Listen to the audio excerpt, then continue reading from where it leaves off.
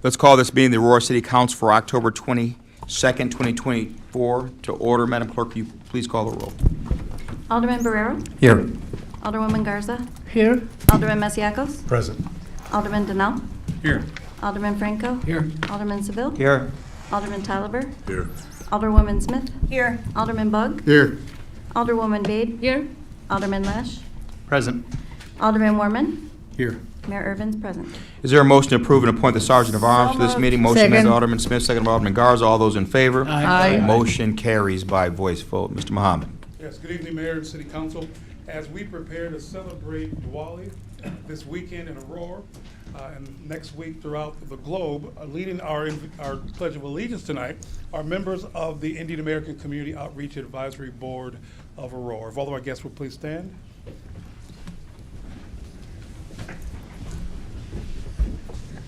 Our board members will lead us off. Okay. You can go ahead. I pledge allegiance to the flag of the United States of America and to the republic for which it stands, one nation, under God, indivisible, with liberty and justice for all. Thank you to our Indian board. If our guests can remain standing, invocation will be led tonight by the chair of the Youth and Education Committee of Balaji Temple. She also is the Director of Graduate Studies at Benedictine University. Please welcome Dr. Jayashree Sarathi.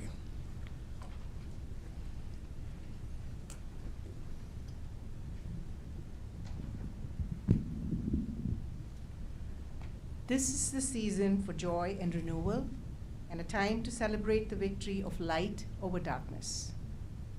Let us seek the blessing of Lord Ganesha, the one whose splendor is equal to the million of suns, so that we do not have to face any obstacles in our endeavors. Om Vakratunda Mahakaya Surya Koti Samaprabha Nirvignam Kuru Me Deva Sarva Karyeshu Sarvata. As we celebrate the festival of light, or Diwali, let us acknowledge the presence of the Supreme all around us in the form of light. Deepa Jyoti Parabrahma Deepa Jyotir Janardanaha Deepo Haratu Me Papam Sandhya Deepam Namostute. May this light of the evening remove our sins and destroy all the pain. May the light of the lamps illuminate our paths and guide us from ignorance towards wisdom and understanding. Lead us from darkness to light and from death to immortality. Om Asato Ma Sadgamaya Tamaso Ma Jyotirgamaya Mrityorma Amritangamaya. Om Shanti Shanti Shanti. May our hearts be filled with hope and our actions lead to harmony and goodwill. May we all work together for a brighter future. Peace, peace, peace. Thank you, Dr. Sarathi.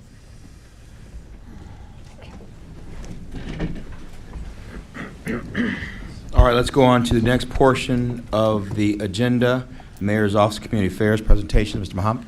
Yes, good evening again, Mayor and City Council. Thank you again to Dr. Sarathi and to our Indian American Board.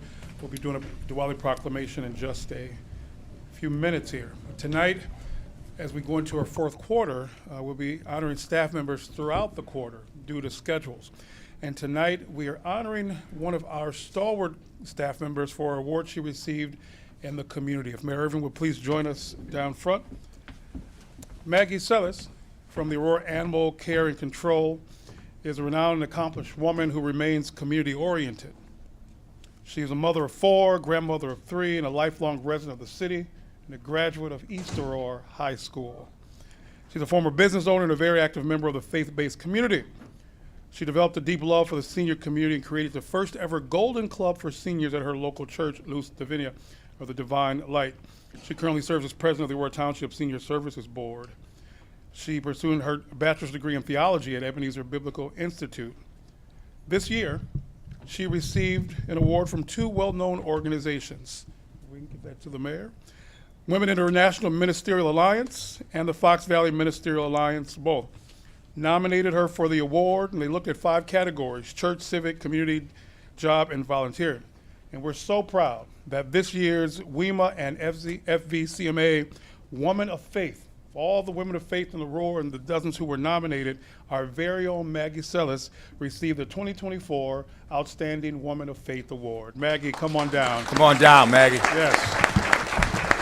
It's absolutely amazing. And then we have this award from the mayor as well.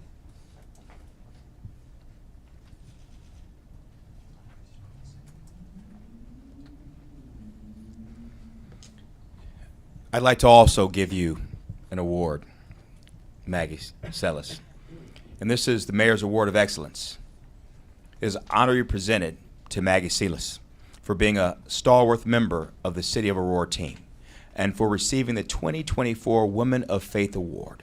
You are a valued and appreciated person in our community. Yeah. Let's give her a round of applause. Awesome. So proud of you, Maggie.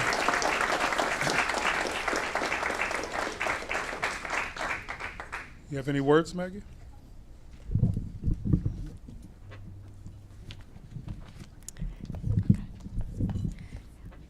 Very short. I just want to say thank you. Thank you very much. Thank you to the community, and thank you to everyone that's here today. I just want to say I wouldn't have done this, of course, without God. I give him the glory for this Woman of Faith Award, and I thank the mayor for his support and everything that we do throughout the community. For that, it wouldn't be possible. So thank you very, very much. Thank you so much, Maggie. We're so proud of you.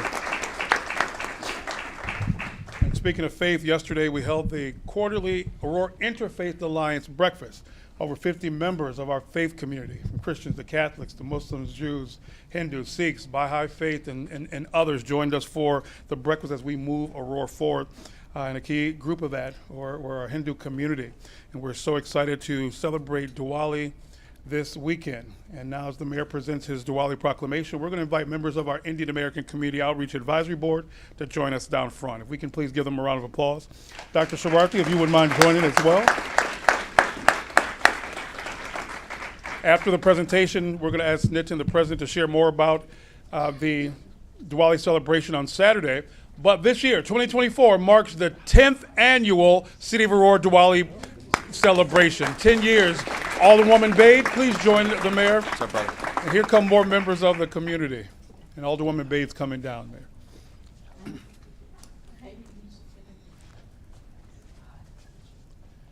And after the presentation, again, we'll hear from the chairman and our Alderman Bade. Alderwoman.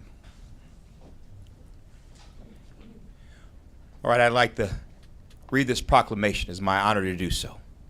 It's for Diwali, the Festival of Lights, October 31st through November 1st, 2024. Whereas more than 1 billion celebrants worldwide observe the holy day of Diwali on October 31st through November 1st, 2024, and its adjacent days of preparation and celebration. And whereas Diwali, the Festival of Lights, symbolizes the victory of Dharma and good and evil, and is one of the most celebrated festivals in the world.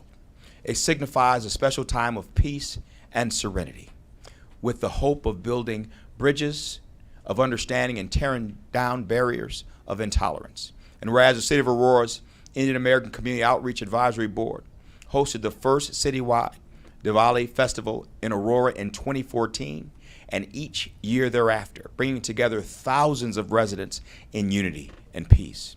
Whereas the City of Aurora proudly expresses its deepest respect for the Indian American and South Asian American communities, our fastest growing communities in Aurora, and all those who celebrate Diwali, the Festival of Lights.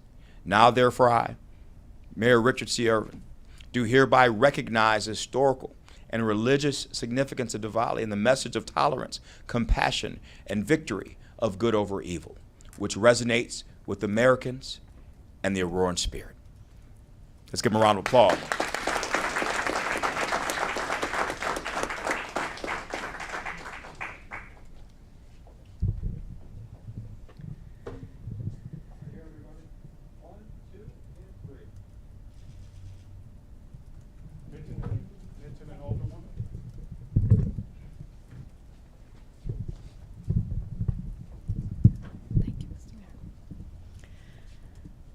want to wish you all a very happy Diwali, and I want to wish each of your home is filled with happiness and your heart filled with light of Diwali. Happy Diwali once again. And one more thing, I wanted to give a huge shout out to the Indian American Outreach Community Outreach Board of Aurora and the mayor for promoting Diwali as well as Indian culture in the city of Aurora. So thank you, Mr. Mayor, and thank you all the board members for excellent work. Thank you. And our chairman, Nitin, will share more about the event this week. Thanks, everybody. You all are welcome for our Diwali celebration, which is on Saturday at Media Valley. First of all, thanks to the mayor's office and all the members sitting here on the dais. Without them, this would not have been possible. They have been advocate of Indian culture. They have been helping us throughout. So thanks to mayor's office and alderwoman and aldermen. So we all are looking forward for you to come and enjoy Diwali with us. So in advance, happy Diwali, and looking forward to meet you on Saturday. Thank you so much. Thank you. Happy Diwali, everyone. Thank you so much.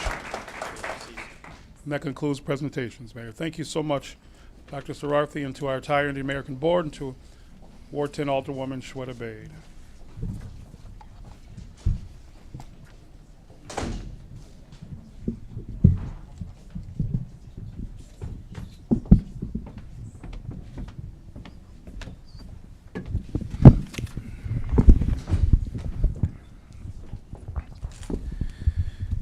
All right, I know many people are here for the presentations this evening. I want to give you an opportunity to file out if you'd like to. If you'd like to stay, we'd appreciate you participating, but I know you got some busy schedules and you may have to get home, and I see some young people here that probably have to get home and get ready for school.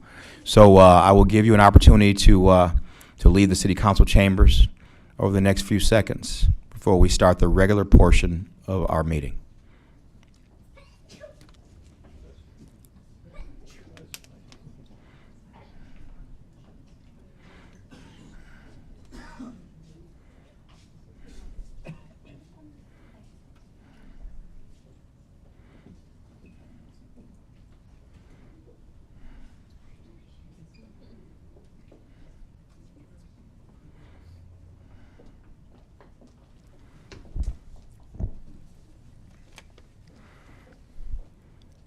All right, so those that are still here in City Council chambers, I appreciate you staying and participating in the rest of our City Council meeting with us today.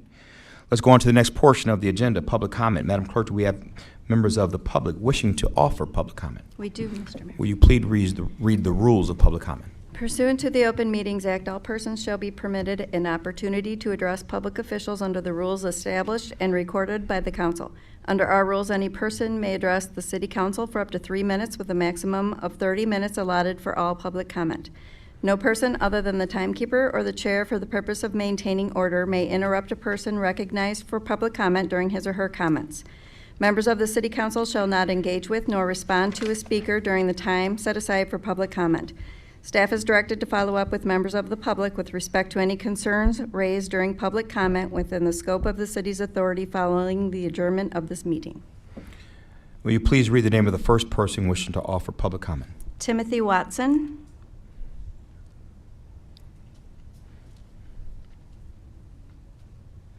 Mr. Watson, you have 3 minutes to speak beginning now. I appreciate it. I'm actually here with the federal government, United States Small Business Administration. We are responding to the storms that occurred in July 13th through the 16th. FEMA is here as well. This is basically, we have low interest loan programs. The physical disaster loan program consists of not only our assistance to businesses and nonprofits, but residents as well. The residential side covers up to $100,000 for renters. If they had any type of vehicular damage because of that storm, they can also qualify through FEMA as well as the Small Business Administration. Also, a $500,000 up to amount for homeowners. If they are approved for whatever amount, they have an additional 20% for mitigation purposes to build back the structure a little bit better and stronger to survive a storm in the near future. We also have one for the business and the nonprofit. It differentiates than the residential as they can qualify for up to $2 million. They can also qualify for funding for the inventory as well as machinery and equipment that may have been damaged. They can obviously use some of that funding to fix that machinery or equipment or just replace it. They also qualify for an additional program, which is the Economic Injury Disaster Loan Program. This program is separate. It only is for the nonprofit and the business alike. So it is for any type of obligation of financials that have plummeted or been lessened as a result of that disaster program. Now, these deadlines consist of the physical disaster loan being November 19th of 2024, and the economic injury disaster loan being June 20th of 2025. So we will have some of these disaster recovery centers here in Will County and the other 6 remaining counties throughout throughout Illinois, and we'll be here to basically provide further assistance. Now, how to apply is going on sba.gov/disaster, 1-800-659-2955, or going to one of our locations that we have. Now, I know my time was short in the day, but I did reach out to you via email, Mayor, and I'll set aside some time in the near future to brief you more accordingly. Thank you. You're welcome. Thank you. Please do. Deputy Mayor Trujillo and Alex Alexander, can you please get Mr. Watson's card? He's come bearing gifts for the city of Aurora, so we want to take him up on it. Madam Clerk, will you call the next speaker? Matthew Orr.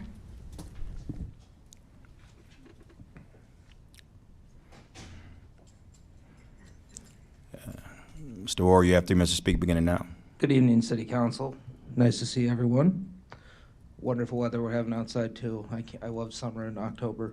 I've come here to talk about 24-0754, basically the consolidation of 4 different branches of either, community groups, Invest Aurora, Quad County Chamber of Commerce, Aurora Chamber of Commerce, and personally, my beliefs on it, this is being rushed way too quick. We need to take our time, slow down, take a step back, really consider what we're doing here. When you are planning on consolidating these 4, as well as giving these branches of, entities $5 million of taxpayer dollars, and they're not bound to any Open Meetings Act, they're not bound to really showing us how this money is spent. I mean, let's face it, Aurora Downtown, they've nearly quit putting out meetings, when they're supposed to put out, their, meeting agenda, they don't even do it anymore. It's actually quite sad. And I think if we're gonna do this, let's take a step back, really consider it. Let's not approve it tonight. It doesn't need to go through tonight. Let's take the proper channels of making sure that this is the right deal for all parties involved, as well as the city of Aurora, especially concerning $5 million of our taxpaying dollars. Thank you, guys. Madam Clerk, you call the next speaker. Colette Rosansky.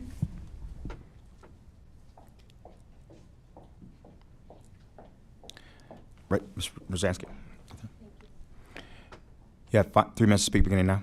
Thank you. Good evening, Mayor Irvin, City Council, aldermen, and women. My name is Colette Rosansky. I was born and raised in Aurora off of Mitchell Road and Indian Trail and have seen the city transform throughout my life.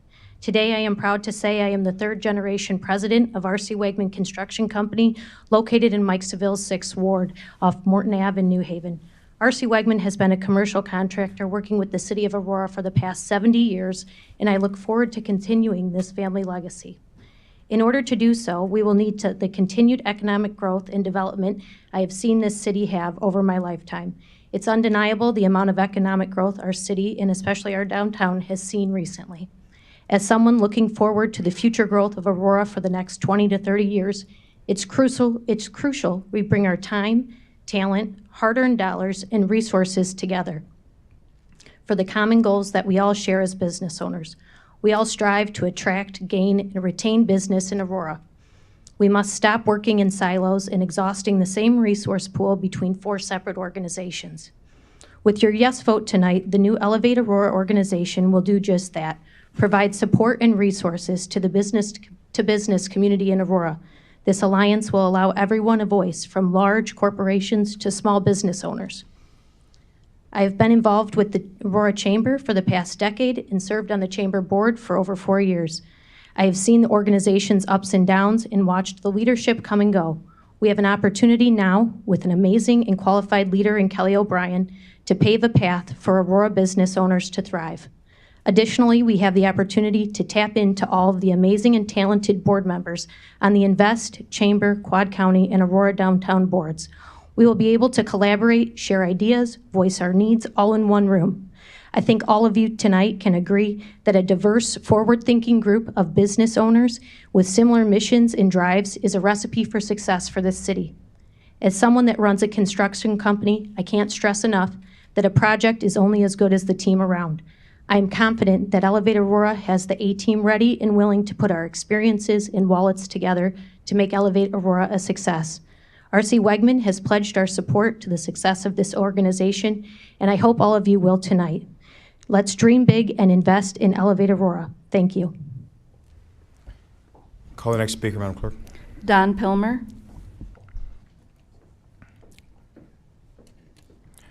Mr. Pilmer, you have 3 minutes to speak, beginning now.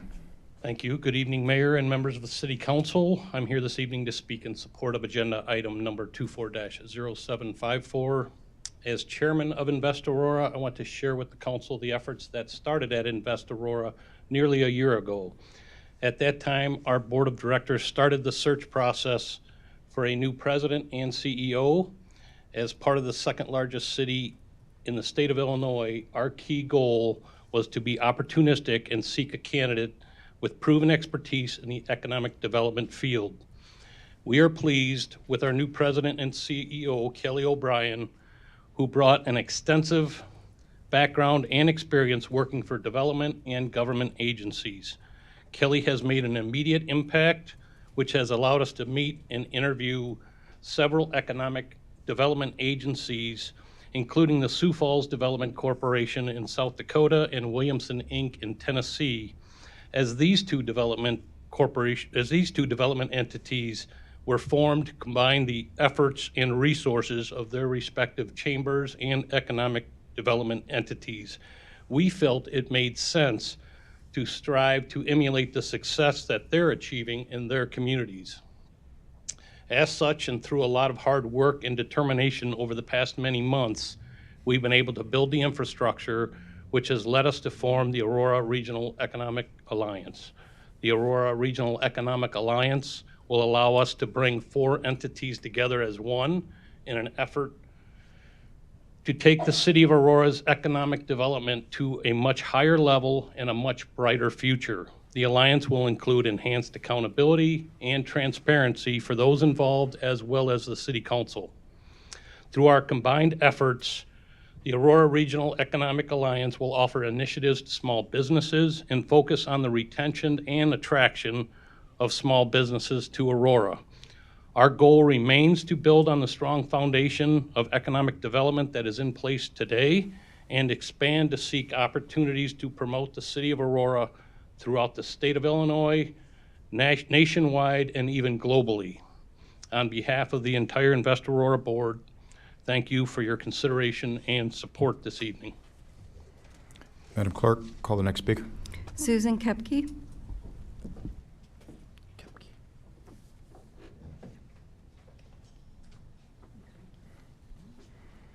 Ms. Kepke, you have 3 minutes to speak, beginning now.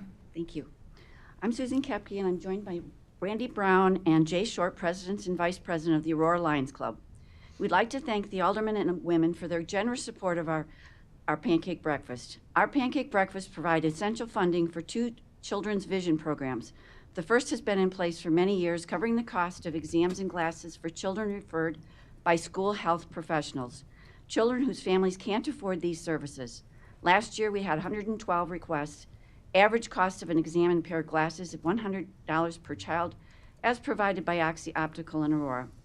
Our second program focuses on vision screenings for children of all ages, particularly those between 6 months and 6 years, a critical developmental period. Early detection is key because some vision issues, if untreated before age 7, can become permanent. Poor vision can limit a child's ability to learn and participate in activities and sports, often leading to frustration and behavioral challenges. Many children face barriers to care, whether due to cost, language, or access to specialists. Unfortunately, many aren't screened until kindergarten, and some health services like VNA don't address vision until age 5. That's where we step in. We offer free monthly screenings in the Children's Department at Santori Library, and have also screened children at Family Focus in other locations and are looking for more. Over the last 15 months, our referral rate was 28%, approximately 10% above the national average. Our mission isn't just to provide screenings, it's also to raise awareness about the critical need for early detection. We are excited to partner with Aurora University, whose interns are helping us spread this message through social media and other outreach efforts.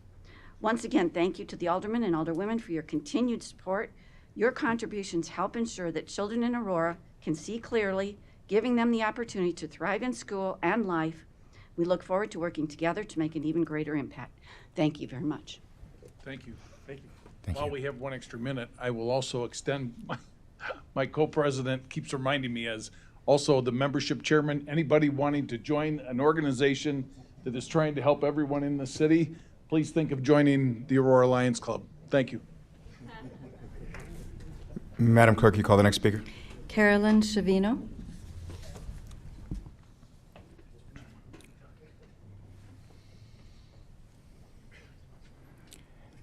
Ms. Shavino, you have 3 minutes to speak beginning now. Good evening, City Council and Mr. Mayor. It is my privilege to be here and represent the Great Aurora Regional Chamber. I am here this evening to give a different perspective to 240754. As a former Chicagoan, watching the city that I was grown up in just become fragmented. As a small businesswoman here in Aurora, I have seen this city grow. I have seen, under the leadership of our great mayor, I have seen the safety factor just benefit all of us. I remember being here as an intern.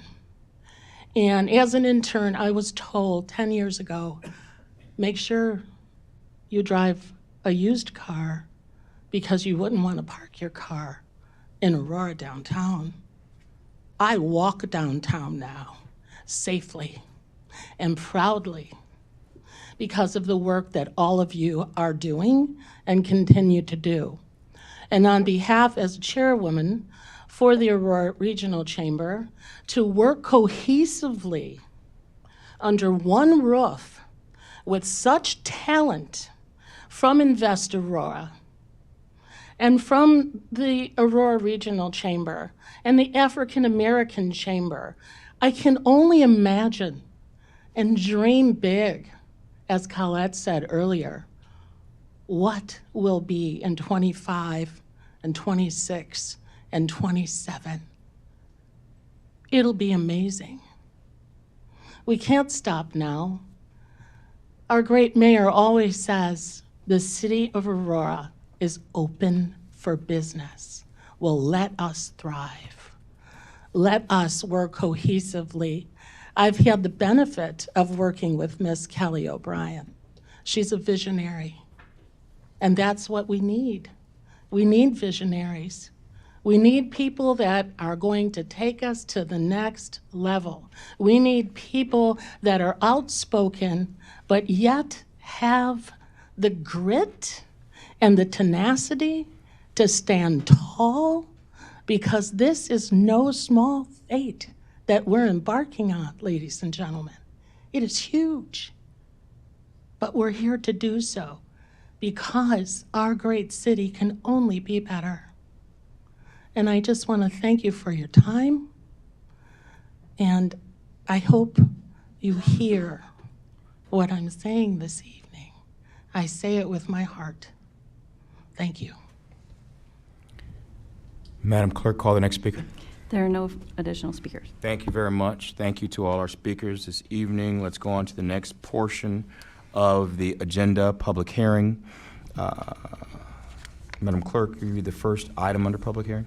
240762, Public hearing on a proposed resolution authorizing the submission of an application to the Illinois Department of Commerce and Economic Opportunities Community Development Block Grant Coronavirus Healthy Houses Program for an amount not to exceed $2 million in funding for the installation and/or replacement of entire heating, ventilation, and air conditioning systems in single and multifamily low to moderate income rental housing units. Does staff have a presentation for this public hearing item? Yes. Ma'am? Thank you, Mayor and Council. I'm Randall Stevens, grant writer for the City of Aurora on week number 3. The purpose of this public hearing is to meet the requirements outlined in the CDBG Healthy Houses application process. So we have a few items that we have to mention, and then we'll do any questions or comments afterwards. On March 27th, 2020, Congress passed the Coronavirus Aid, Relief, and Economic Security Act, also known as the CARES Act, to directly address the impacts of COVID-19. As a part of the CARES Act, Congress appropriated $5 billion to the U.S. Department of Housing and Urban Development for allocation to cities and states through the Community Development Block Grant Program.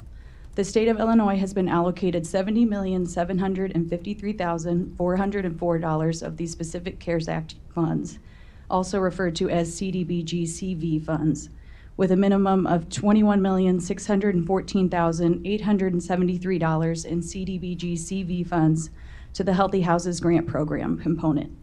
The minimum Healthy Houses Grant Award is $250,000, and the maximum grant award is $2 million. The city proposes to apply for the maximum grant award to assist approximately 100 to 160 single-family and multifamily low to moderate income rental units. Grant funds will be used to cover the labor and materials necessary to complete the project. An average of $15,000 per unit was utilized based on labor and materials necessary to complete the project, and based on a combination of recent estimates for projects of a similar size and scope. Contingency was also factored in due to items such as, but not limited to, the variability of need and potential for cost savings on grouped project sites. Based upon need, HVAC systems will be installed or replaced to ensure maximum performance, lifespan, health, and energy efficiency impacts. No additional funding is required to complete this project. It is anticipated that the $2 million will primarily benefit low to moderate income individuals.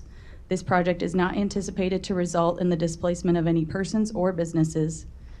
In its 2020 to 2024 consolidated plan, the city has established goals to strengthen and expand housing opportunities, improve public service assistance, including the prevention and reduction of homelessness, and improve access and quality of amenities to foster community revitalization. The 2020 to 2024 consolidated plan may be found at www.aurora-il.org/2020-2024-consolidated-plan.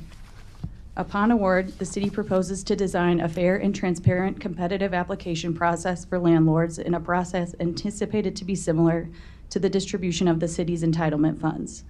City staff will conduct stakeholder engagement to further understand the unmet need and the climate of the city of Aurora rental market to then incorporate into the policy design, application, and approval procedure.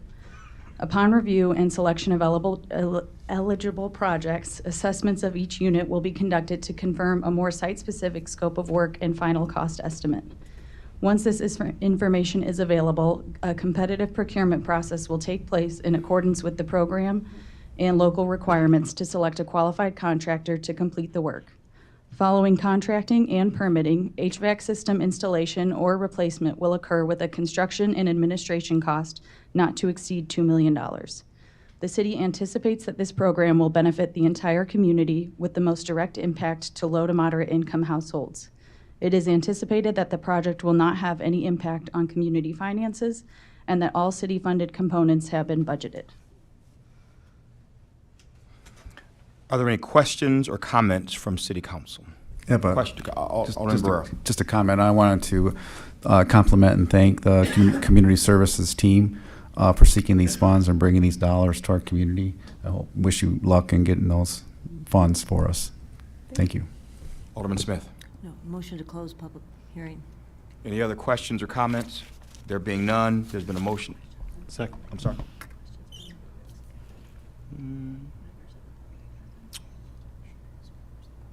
Does any member of the public wish to have any questions or comments?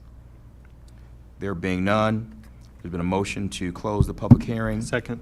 There's been a motion by Alderman Smith, seconded by, who seconded that? Alderman Lash. Madam Clerk, call the roll. Alderman Barrero. Yes. Alderwoman Garza. Yes. Alderman Masiacos. Yes. Alderman Donnell. Yes. Alderman Franco. Yes. Alderman Seville. Yes. Alderman Tolliver. Yes. Alderwoman Smith. Yes. Alderman Bug. Yes. Alderwoman Bade. Yes. Alderman Lash. Yes. Alderman Warman. Yes. 12 yes, 0 no. The hearing is adjourned. Thank you very much. Good luck with everything.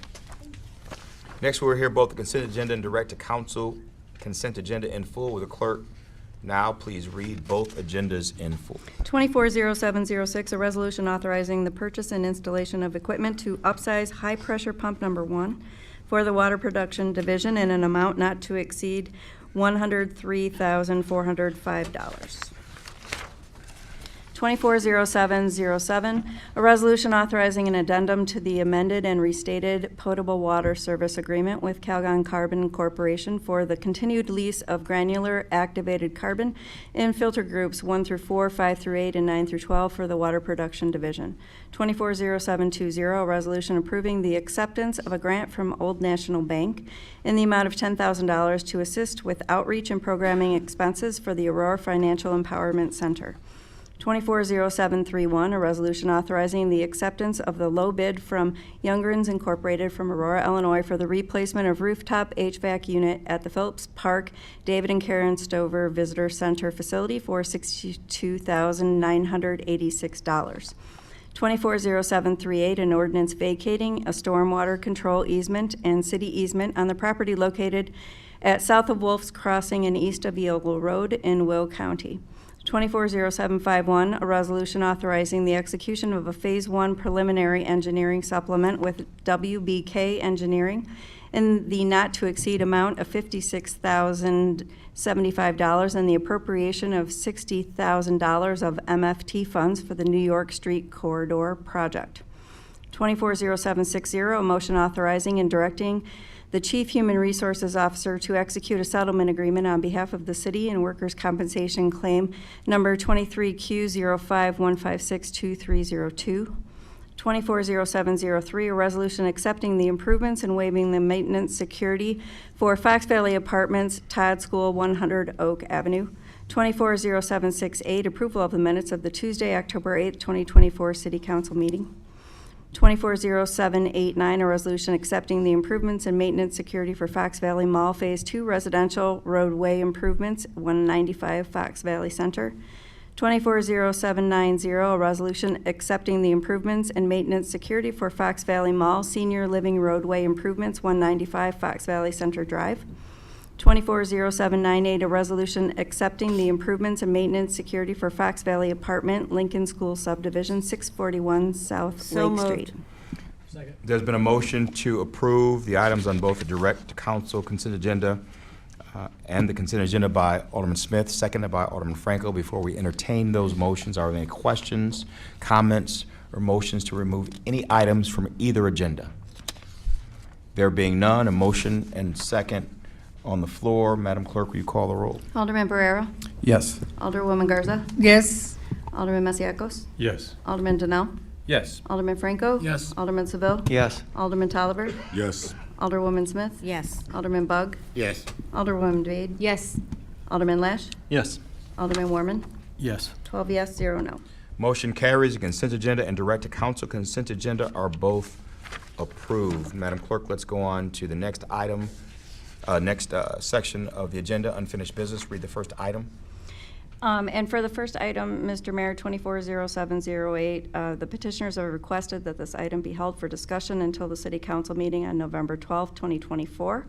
And that again is 240708, an ordinance establishing a conditional use plan development approving the Eola Preserve Plan description and amending Chapter 49 of the Code of Ordinances, City of Aurora, by modifying the zoning map attached thereto to an underlying zoning of R4A and OS1 for the property located at 620 North Eola Road. With no objections, item will be held at City Council. Next item under unfinished business. 240709, same request here, Mr. Mayor. A resolution approving a preliminary plat and plan for Eola Preserve subdivision located at 620 North Eola Road. Request to hold to November 12th, 2024, City Council. With no objection, that item will be held here at City Council as well. Read the next item. 240749, a resolution seeking City Council authorization to apply for the State of Illinois Community Development Block Grant Coronavirus Healthy Houses Program Grant in an amount not to exceed $2 million to preserve single and multifamily landlord-owned low to moderate income units, up to 6 units total, and encourage neighborhood revitalization with an emphasis on maintaining health and safety. So moved. There's been a motion made by Alderman Franco, second by Alderman Garza. Are there any questions or discussions regarding this resolution? There being none, Madam Clerk, call the roll. Alderman Barrero? Yes. Alderwoman Garza? Yes. Alderman Masiacos? Yes. Alderman Donnell? Yes. Alderman Franco? Yes. Alderman Seville? Yes. Alderman Tolliver? Yes. Alderwoman Smith? Yes. Alderman Bug? Yes. Alderwoman Bade? Yes. Alderman Lesh? Yes. Alderman Warman? Yes. 12 yes, 0 no. Motion carries. The resolution is approved. Madam Clerk, read the next item. 240754, a resolution approving the establishment of a transformation fund for the Aurora business community and authorizing the deposit of $5 million with Invest Aurora for its funding. So moved. There's been a motion by Alderman Franco, second by Alderman Garza. Before we entertain that motion second, can we have a presentation from Invest Aurora on this item?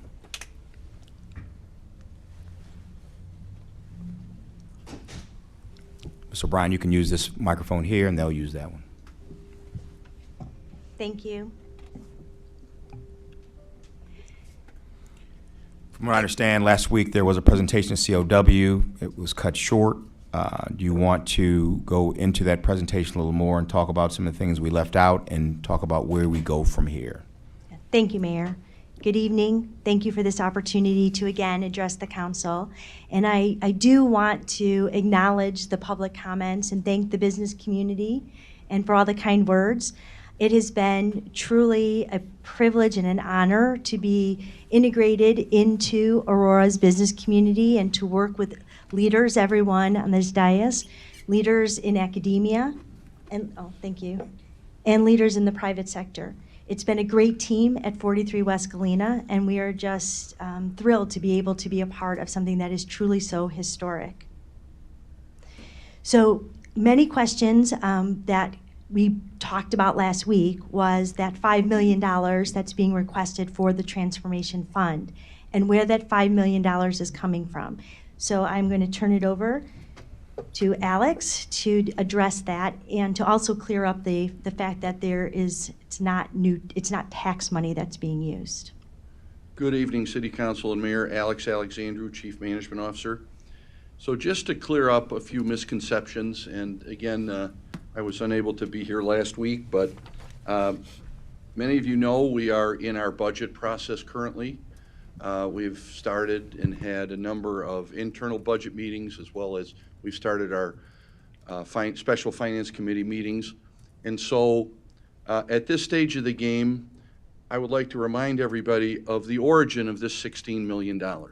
So this $16 million technically is not from any tax-based source in the current city budget.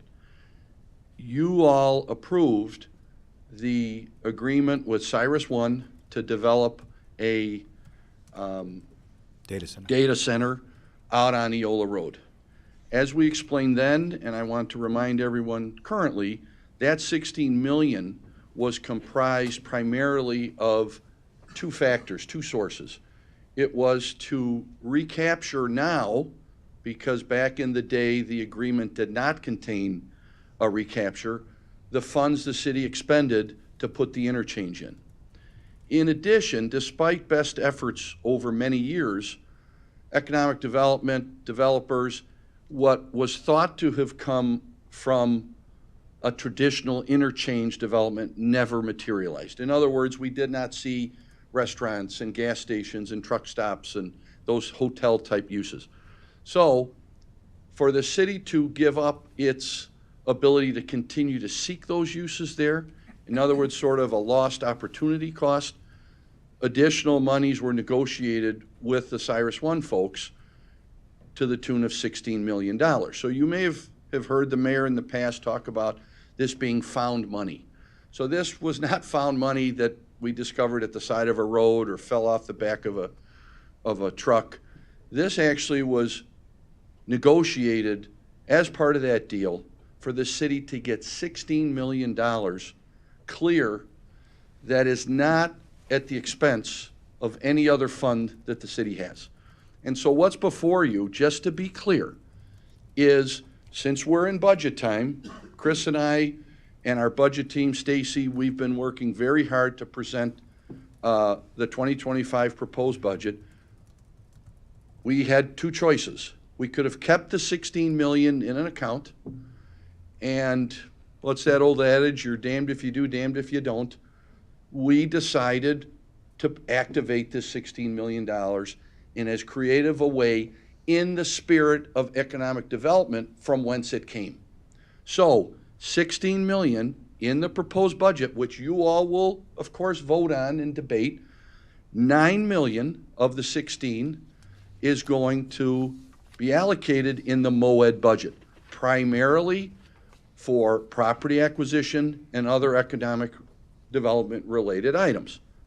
5 million was earmarked for the transformation fund to fund the new Aurora Regional Economic Alliance, which Kelly will go into some additional detail. And I understand last week, either some technical difficulties or Mayor Pro Tem, she did not get to her transformation fund slide, so she will definitely, we're going to spend some time talking about that. 1 million is allocated towards the 2025 historic preservation account. Currently, there is about 250,000 in that account. So that will take the proposed 2025 historic preservation amount to $1,250,000, which does not take it from any other. So we're not robbing Peter to pay Paul. And finally, many of you have talked in the last few years about a facade program, the need to continue to help small businesses with challenged facades, especially coming out of COVID, where business folks do not necessarily have the wherewithal financially yet to improve their facade. So we're proposing $1 million. So you add all that up, it's $16 million. Again, point number one, none of this money is coming at the sacrifice of any other line item budget in the 2024 or 2025 budget. Now, I understand there's concern, rightfully so, about how this money is going to be regulated, how folks are going to be held accountable. So let's go through these four, once again, to remind you all, because you're the legislative branch who has the authority, nobody in the city can unilaterally spend the $9 million. Mr. Debo can't, I can't, the mayor cannot. We would bring that all through the auspices of our regular budgetary and procurement and approval process through City Council. So for example, if property wanted to be acquired with part of this money, MOED, as they've done in the past, would come through with a council approval item in the full light of day, transparent before City Council and the public, open for debate. The $5 million, and Kelly, I don't want to steal her thunder, but the $5 million has accountability and transparency built in through the compilation of this new alliance and umbrella group, and she'll go into some additional detail. Same with the $1 million for historic pres. I'm sure, and I've worked for 24 years with Alderman Seville. I'm sure if it was up to Alderman Seville sometimes, he'd like to shorten the process and spend a lot more on this, on historic pres. He's not wrong, but it's always been a resource situation. So we've worked with him and others. We've talked to other alder people. This is important. We're going to look to build up that fund going forward. Same with the facade program. In talking to many of you, you indicated a concern about where the facade program would be and what the details would be. So we've been working with Mr. Curley and his group. We would like to see it citywide as much as possible, but it has to be within reason. So that program is coming forward as well.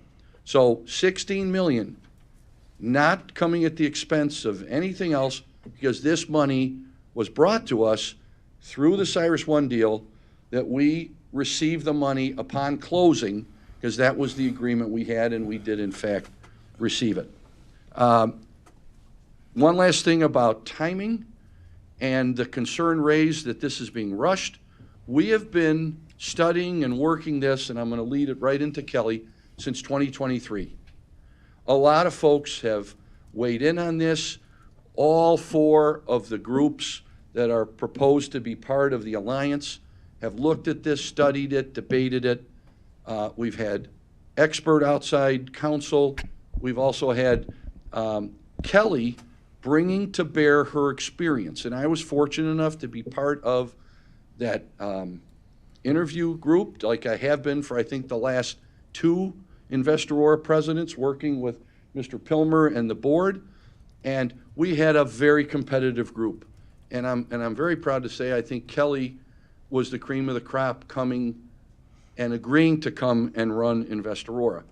And I would also just encourage you to look objectively, through an objective lens, like staff has been, at the data and evidence that Kelly has brought from comparable towns. So I ask you once again, just like we've done in other situations, why not Aurora? Why do we have to keep the same old, when other communities have done this very successfully and taken economic development to a higher level? All of this will be transparent. All of this will have accountability. And remember, we still have the Invest Aurora agreement that we upgraded, that will look to be tweaked as we need to go along, and everything else from our existing budget processes, procurement, and the like. So, Chris, I don't know if there's anything else you wanted to add to that? Not at this moment, thank you. So we'll turn it over to Kelly, and we're happy to answer any questions. Thank you. Excuse me. So then just to recap some of the points that we did discuss last week, there were a total of 6 organizations that were invited to participate in the study, which occurred the first half of the year, plus the city was very engaged. Pretty quickly, we learned that one of the organizations, the Convention and Visitors Bureau, did not make sense for what we were trying to create. So the remaining organizations were all at the table and invited to proceed. Initially, there were 3, Invest Aurora, the Aurora Regional Chamber of Commerce, and Aurora Downtown. There was a lot of synergy between the missions, and the boards were very amenable to seeing the benefits of coming together. In the month of July, all 3 of those boards voted to proceed, and then in September is when the Quad County African American Chamber voted to be a part of this effort. I have personally continued to reach out to the Hispanic Chamber. That door remains open.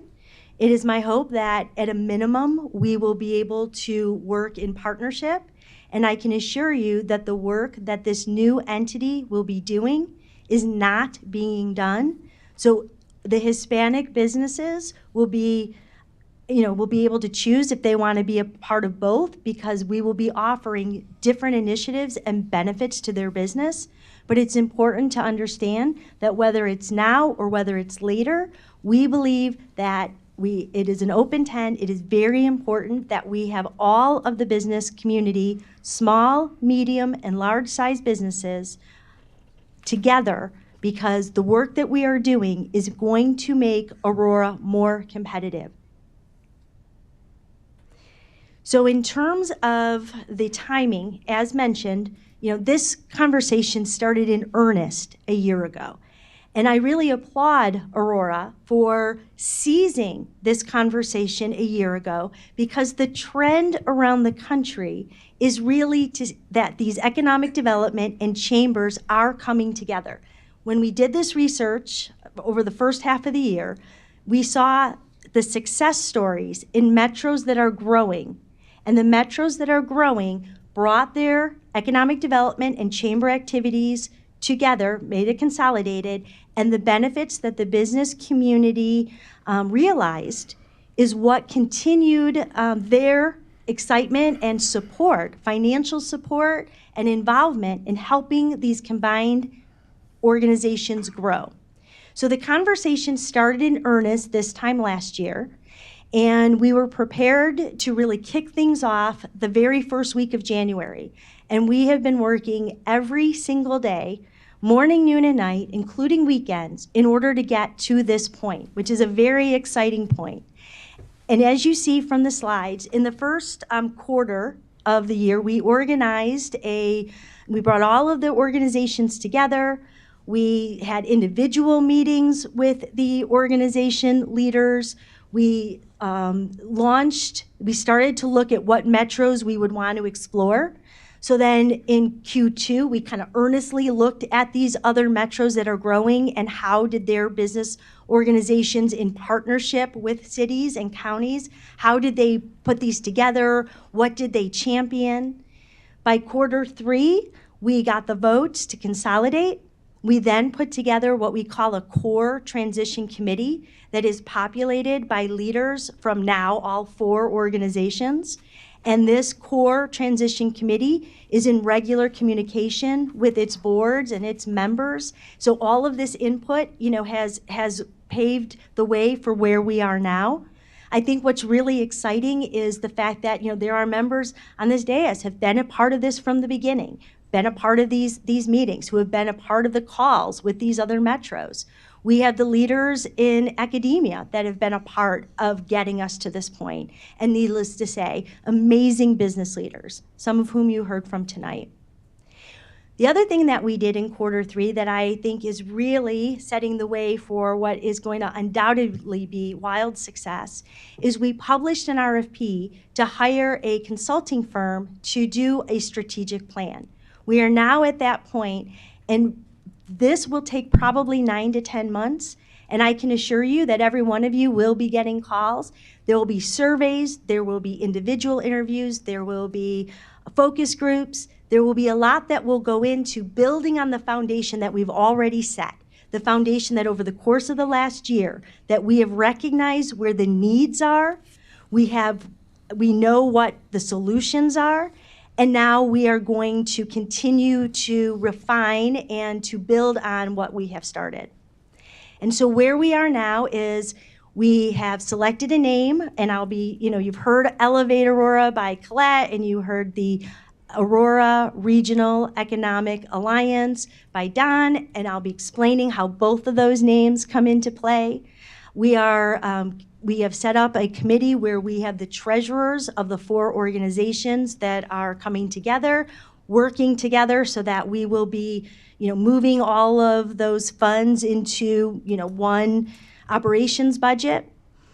And we just this morning hosted a meeting with the 4 boards to talk about the bylaw changes. Each of the 4 organizations had their own local council review the suggested changes to the bylaws, and we are asking the boards to vote all in November, beginning November 12th, and once those votes are taken, we're married. The consolidation happens. And that's why we're at this meeting now asking for this funding, because we need this funding once this marriage happens in just a few weeks in order to really launch and do the most critical work to make Aurora even more competitive. Again, we've looked at other metros. In order to be competitive, this is what we see works. So in terms of this transformation fund, what we're looking at is basically 5 buckets. So yes, there is money for the startup funding. We are going to need to create a new website. We have legal expenses that have been incurred. Everything that you can imagine that goes into launching, something of this magnitude. And then items 2, 3, and 4 are under what I would call under the initiatives that we will champion. And we have, I can talk to you about real examples of what is needed, what we are going to do, why we are going to do it, and how this has been successful in other metros. So for example, item number 3, small minority women-owned business. Prior to moving back home, I was working in Charlotte. I came back home because of a sick parent.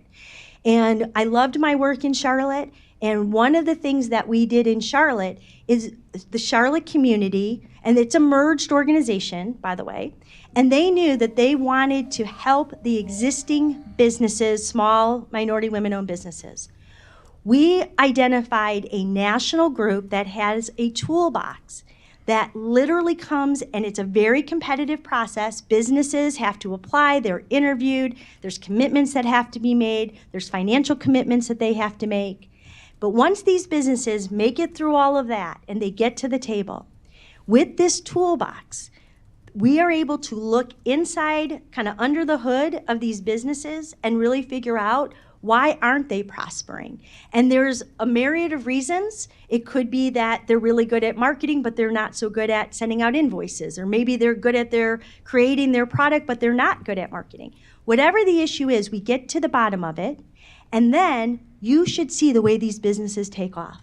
And when these businesses take off, that means they're hiring more people. This means that they're expanding into bigger space. And I have example after example for all of these initiatives. So the idea, again, for the Transformation Fund is to be doing things that are not currently being done. And I think what's really important, and the way that my brain works, is I think about economic development in terms of a dartboard. And the bullseye is what it boils down. Economic development is business attraction, retention, and expansion. And when we go around the region, around the country, around the world, and we're talking to businesses about wanting them to come to Aurora, there are questions that they are going to ask. We know that businesses are looking for talent. Workforce is absolutely key. In fact, it's not only talking to businesses in other parts of the country or the world, but just last week, I was in a meeting with a multi-million-dollar business that's headquartered here in Aurora that is not involved in any way, shape, or form with the ecosystem of our business association. And they said, will you be working on workforce issues? I said, absolutely. And they said, well, what kind of workforce issues? I said, well, there's going to be talent attraction, there's going to be, and I kind of listed the idea, all of the things that we will be doing in this space. And he said, count me in.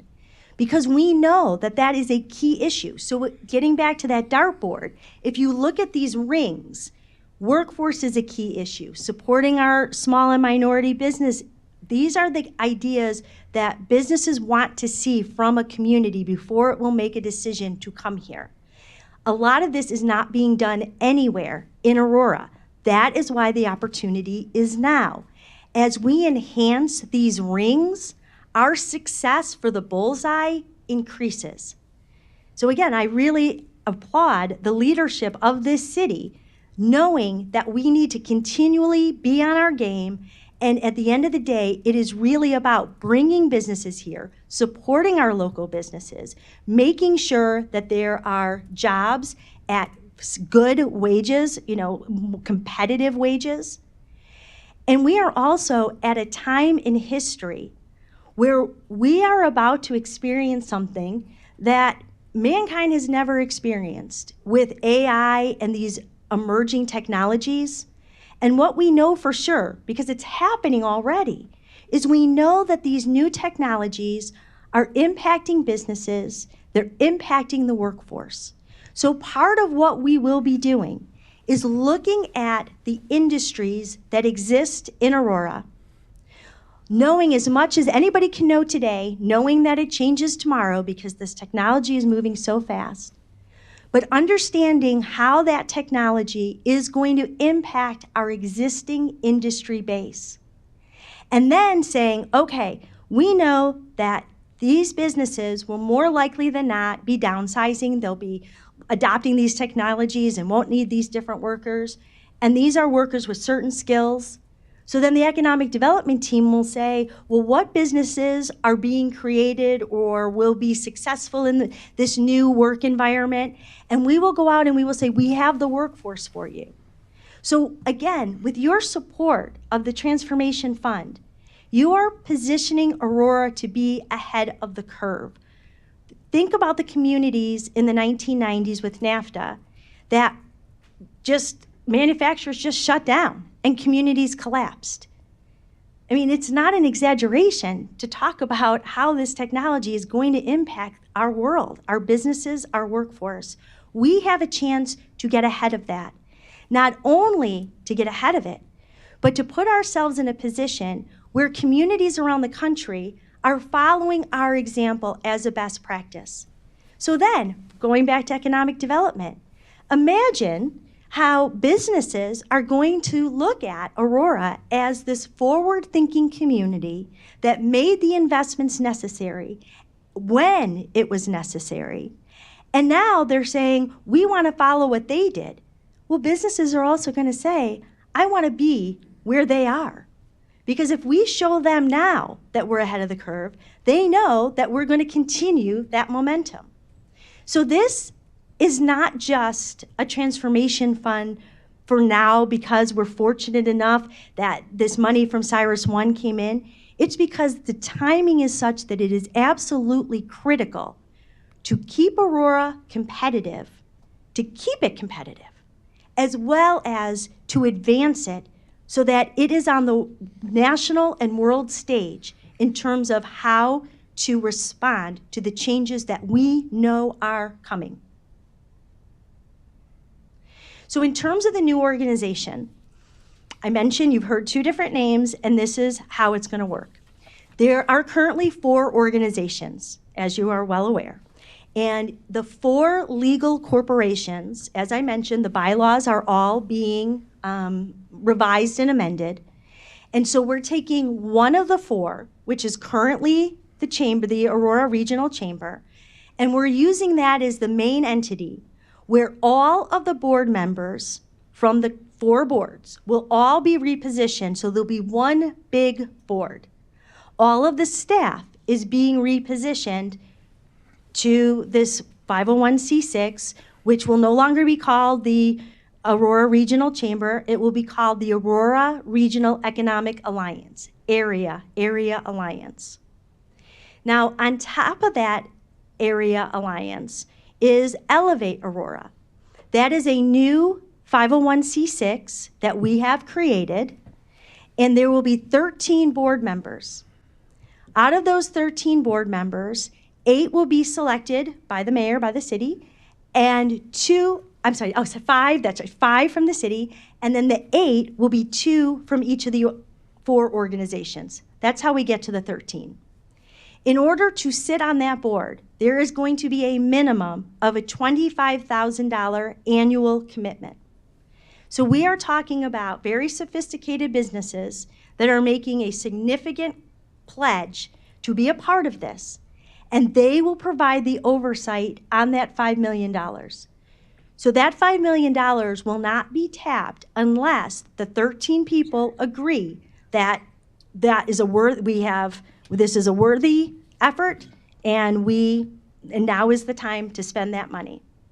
Those 13 people will also serve as the executive committee of the Aurora Regional Economic Alliance. So one way to think of it, these folks are doing double duty, and they're paying a lot of money to do it. And aren't we lucky that Aurora has business leaders like Don and Colette and Carolyn and people that are willing to support this organization both financially as well as from an intellectual capital standpoint. There's been questions about how is this going to work from a staffing perspective. So what we are looking at is basically 4 major kind of units. And they're pretty self-explanatory, but I do want to make sure I cover programming because, as Alex mentioned, we will continue to work on behalf of the city with the agreement between the city to support MOED.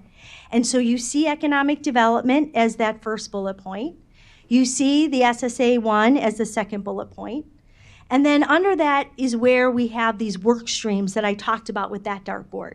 So we're putting the programming, we're putting the work streams under that programming pillar. The marketing, as an example, right now, I have Invest has a person that works 40 hours a week. The Chamber has a person who works 30 hours a week. Aurora Downtown has a person who works 20 hours a week. Quad County doesn't have anybody. So imagine the strength that this organization will have when we have one marketing department. And branding and marketing is such an important element of economic development. We have to get our story out there. We've got a lot of successes. We have a lot of assets, and we're gonna have a lot more. And that's why having a strong marketing department is so important. For investor relations, part of this organization, that $5 million is meant to be sustainable, which means if we spend it, we wanna replenish that fund. How are we gonna do that? Well, with our investor relations department, we will have a team that are doing the fundraising, that are doing the membership drives. We will have different tiers of membership dues amounts because, as you can imagine, while we do have businesses in Aurora that have already pledged $25,000 and more, but we want to make sure that we have the right mix of small business, medium business, and the larger business. So we will tier the dues structure accordingly. And then, of course, there's money that's made on sponsorships. There is a stream of funding that will come from the foundations and from grant applications that we will submit to the federal government, to the state government. I mean, there are pots of money that no one has even tapped into. And then we will have the dues, the sponsorships, the foundation money, and the grants. So those are the income streams that we envision, and we will be able to then keep that money going and to make this entity a very financially strong organization that, again, the business community will be overseeing, and that all of the work will be done in partnership with the elected officials, with the leaders of higher ed, and with the business community. So with that, I hope I've been able to answer your questions. I do apologize for any miscommunication that happened last week, and look forward to working with you to make Aurora even more competitive, and that's what this work will do. Thank you. And before we go on to questions from the alderman, just give an example of business that we lost, Alex Alexandru, that it was between us and a city in Ohio about the same size. And, so we were approached through not just Invest Aurora, but state officials about a company in Germany that Italy. Was it Italy or Germany? Italy. Maybe I'm thinking of the other, Italy. And they had narrowed it down to the state of Ohio, a city in Ohio, and the city of Aurora.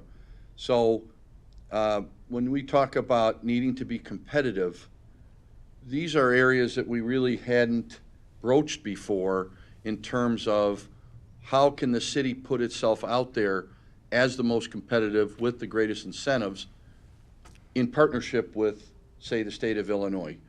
Unfortunately, at the end of the day, Ohio put together a package that we could not, either the city could not match or the state of Illinois could not match. And so that company chose to relocate or locate its operations, I think their first operations in the United States, in Ohio. And just to be clear, those folks in Ohio also flew out a number of times to meet them to make sure they were comfortable with. Correct, and I think to Kelly's bullseye analogy, we've talked about it, and again, we had this discussion publicly when we redid the Invest Aurora agreement, where we needed more clarity, we needed to define roles better. That's what the council asked for, and that's what we brought back. Who was going to do what, so people were not crossing their lightsabers here and spinning and wasting effort and energy. And I think part of what Kelly has brought to us in the outside analysis from these other entities is that's what these successful umbrella organizations have done. They have identified roles, they've unified instead of duplicating, and marketing is all targeted. Attraction is targeted, retention. And We know from talking to businesses all over the city, there are businesses who would like to expand, but they don't have the wherewithal or the support or the means necessary through what we're trying to do right now, the capacity of our individual pieces. So bringing everybody together will make us tremendously more competitive on a national and international stage. Question from council, Alderman Smith. Okay, I'll start. First of all, Kelly, thank you for returning. And I think to some end, we owe you a bit of an apology because last week was a bit of a cluster. You know, the mayor was out, our pro tem was sick, our pro tem had to leave. So we didn't get to hear this entire presentation. We're glad to. And above and beyond that, I appreciate the time that you spent with me. I stand by the things that you and I talked about. But I do want to say to all of you that spoke today that you've been talking about this for about a year and a half. Y'all are giving us a week to make a $5 million decision. So you got to understand this is where our questions are regurgitating from. You've had a year and a half to put all of these great ideas together.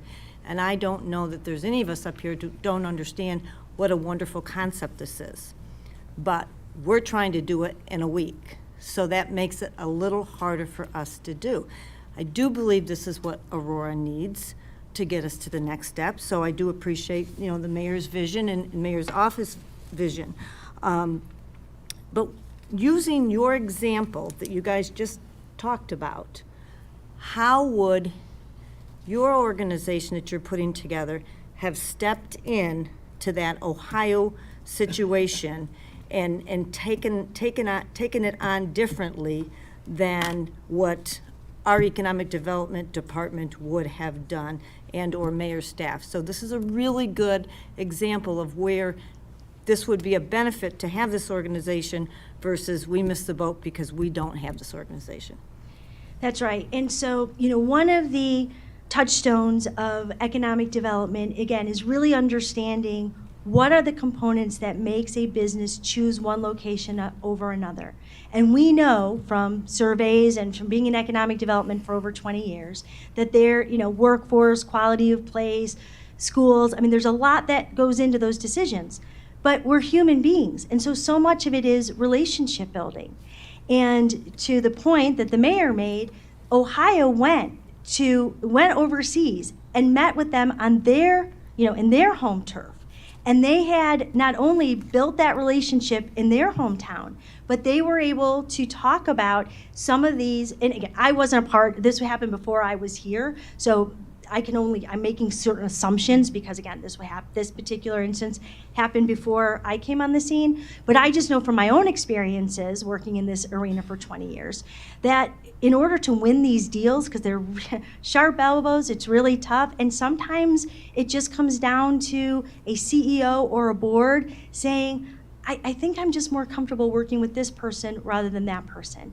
But that's when everything is so close.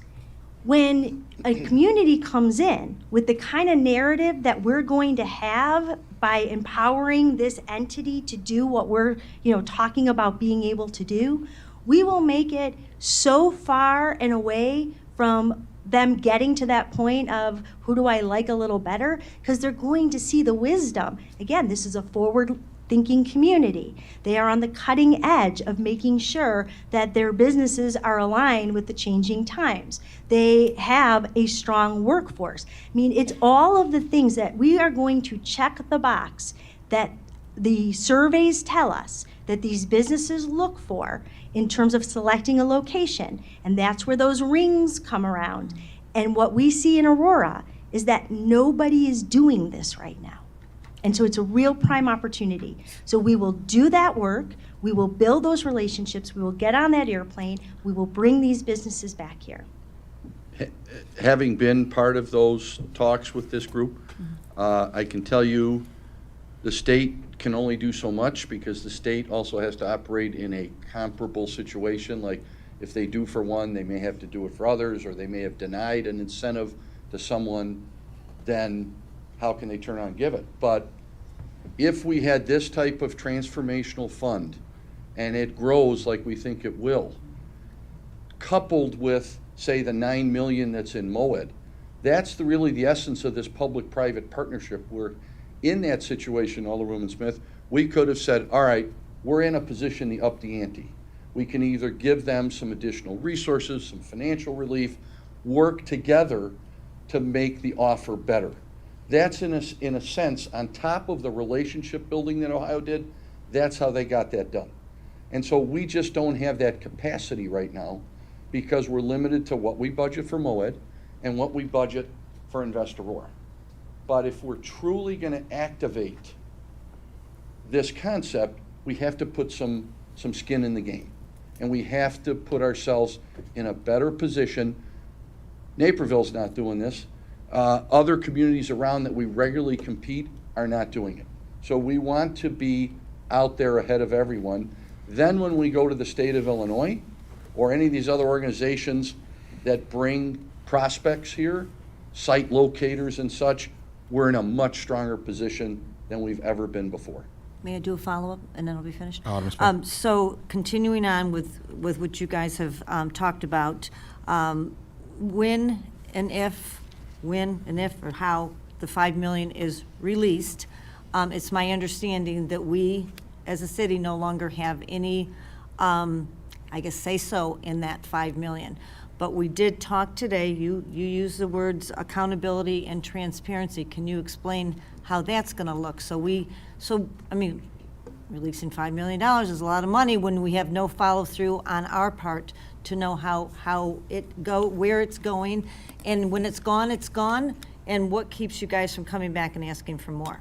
Kelly, can you go back to the org chart, please? Not the positions, but the other, the one previous, Yep, there right? we go. That one.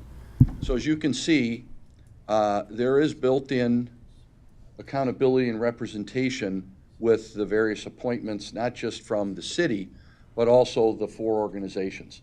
So everyone who is part of this is going to have a voice and have a say.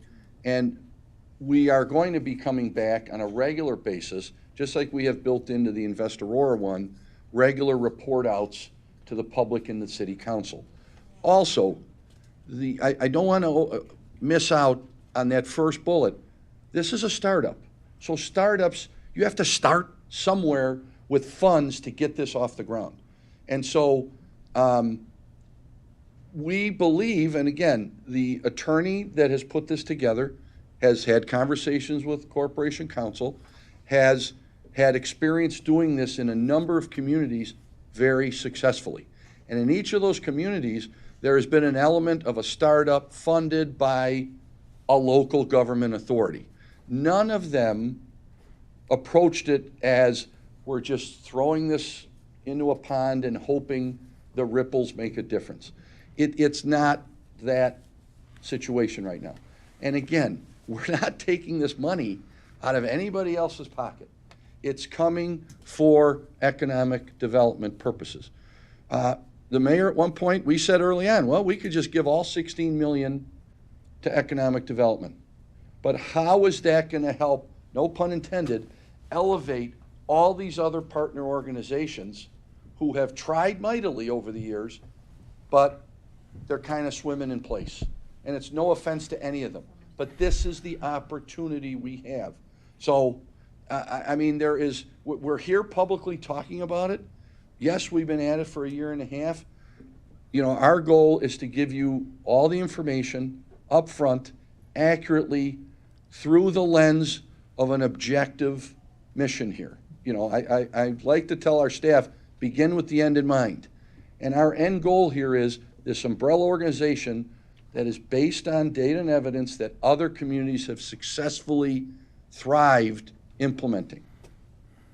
Thank you for answering all of my questions. Thank you. Alderman Bug.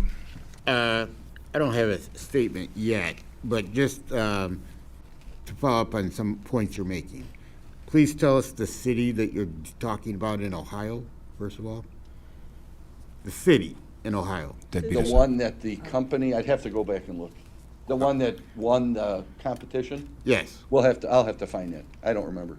And I can tell you the story is legendary because in July, the Invest team and MOED team, we collectively went downtown Chicago to meet with Aurora, to meet with Intersect Illinois, which is the public-private partnership that supports the Illinois Department of Commerce, DCEO, and they were talking about this and how disappointed they were that we should have gotten it.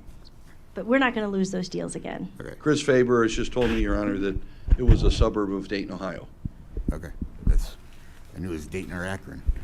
My only follow-up at this time, because we're talking about the $5 million.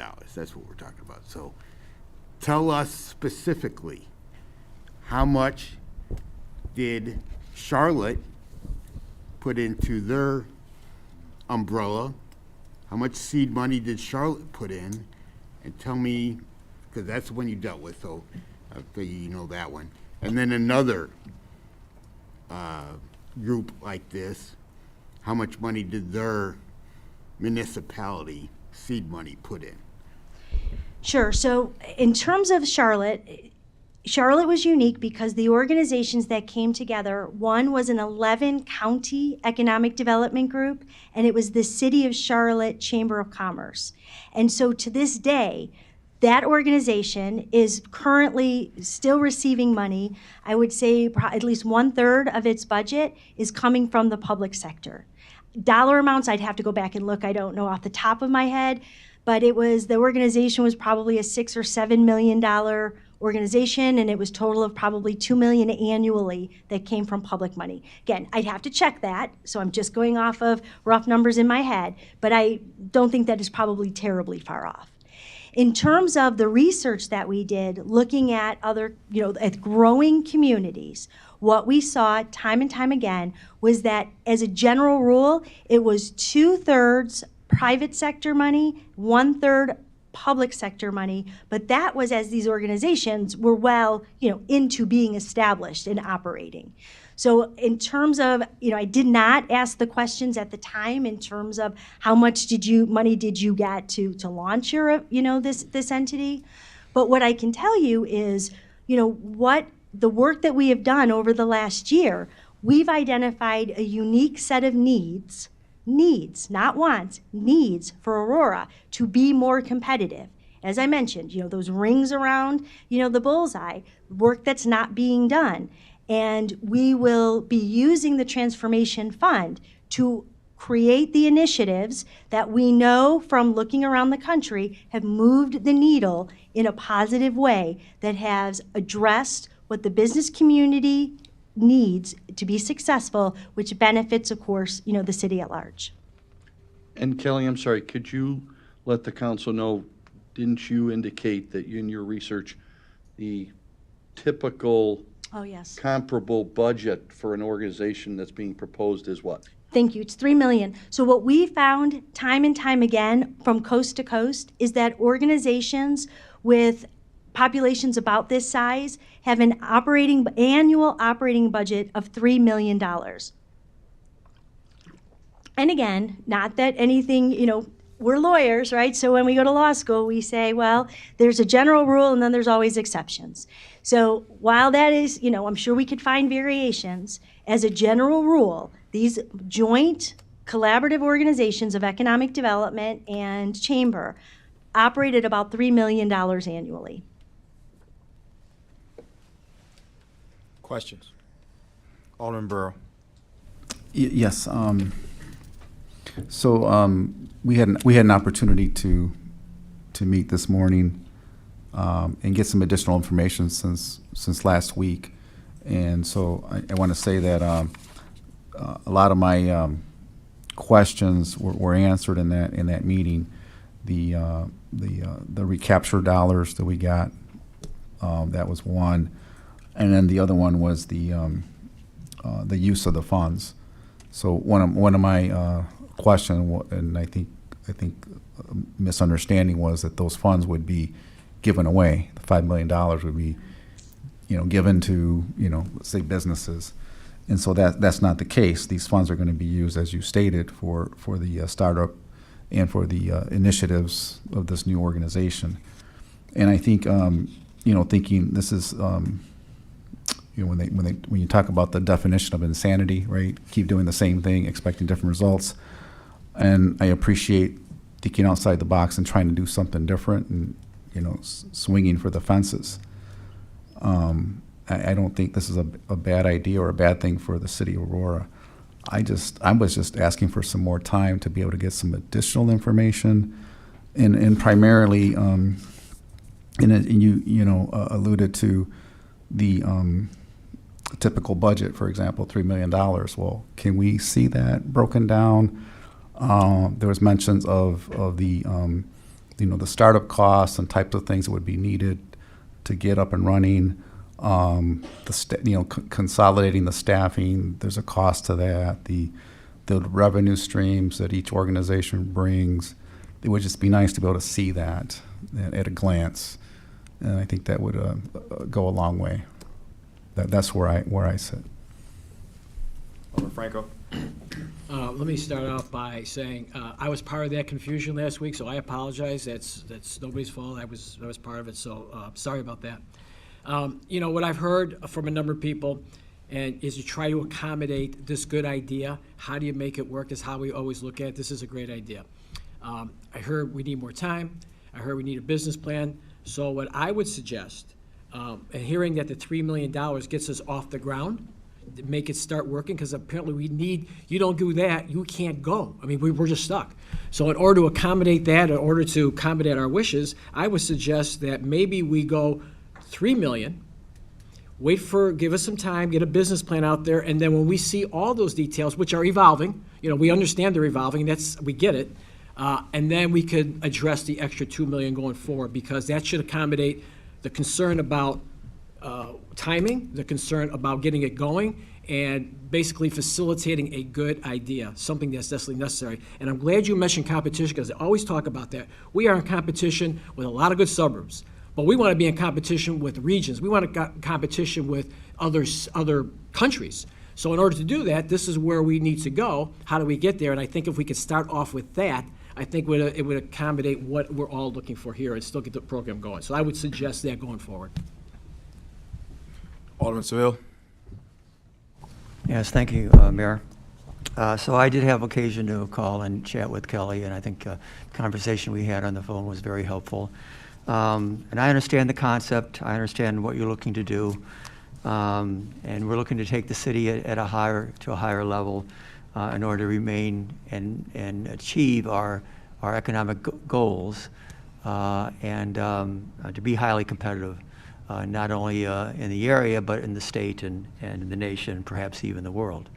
And I understand Aurora has adapted to changing times, because I've been privy to that over the years.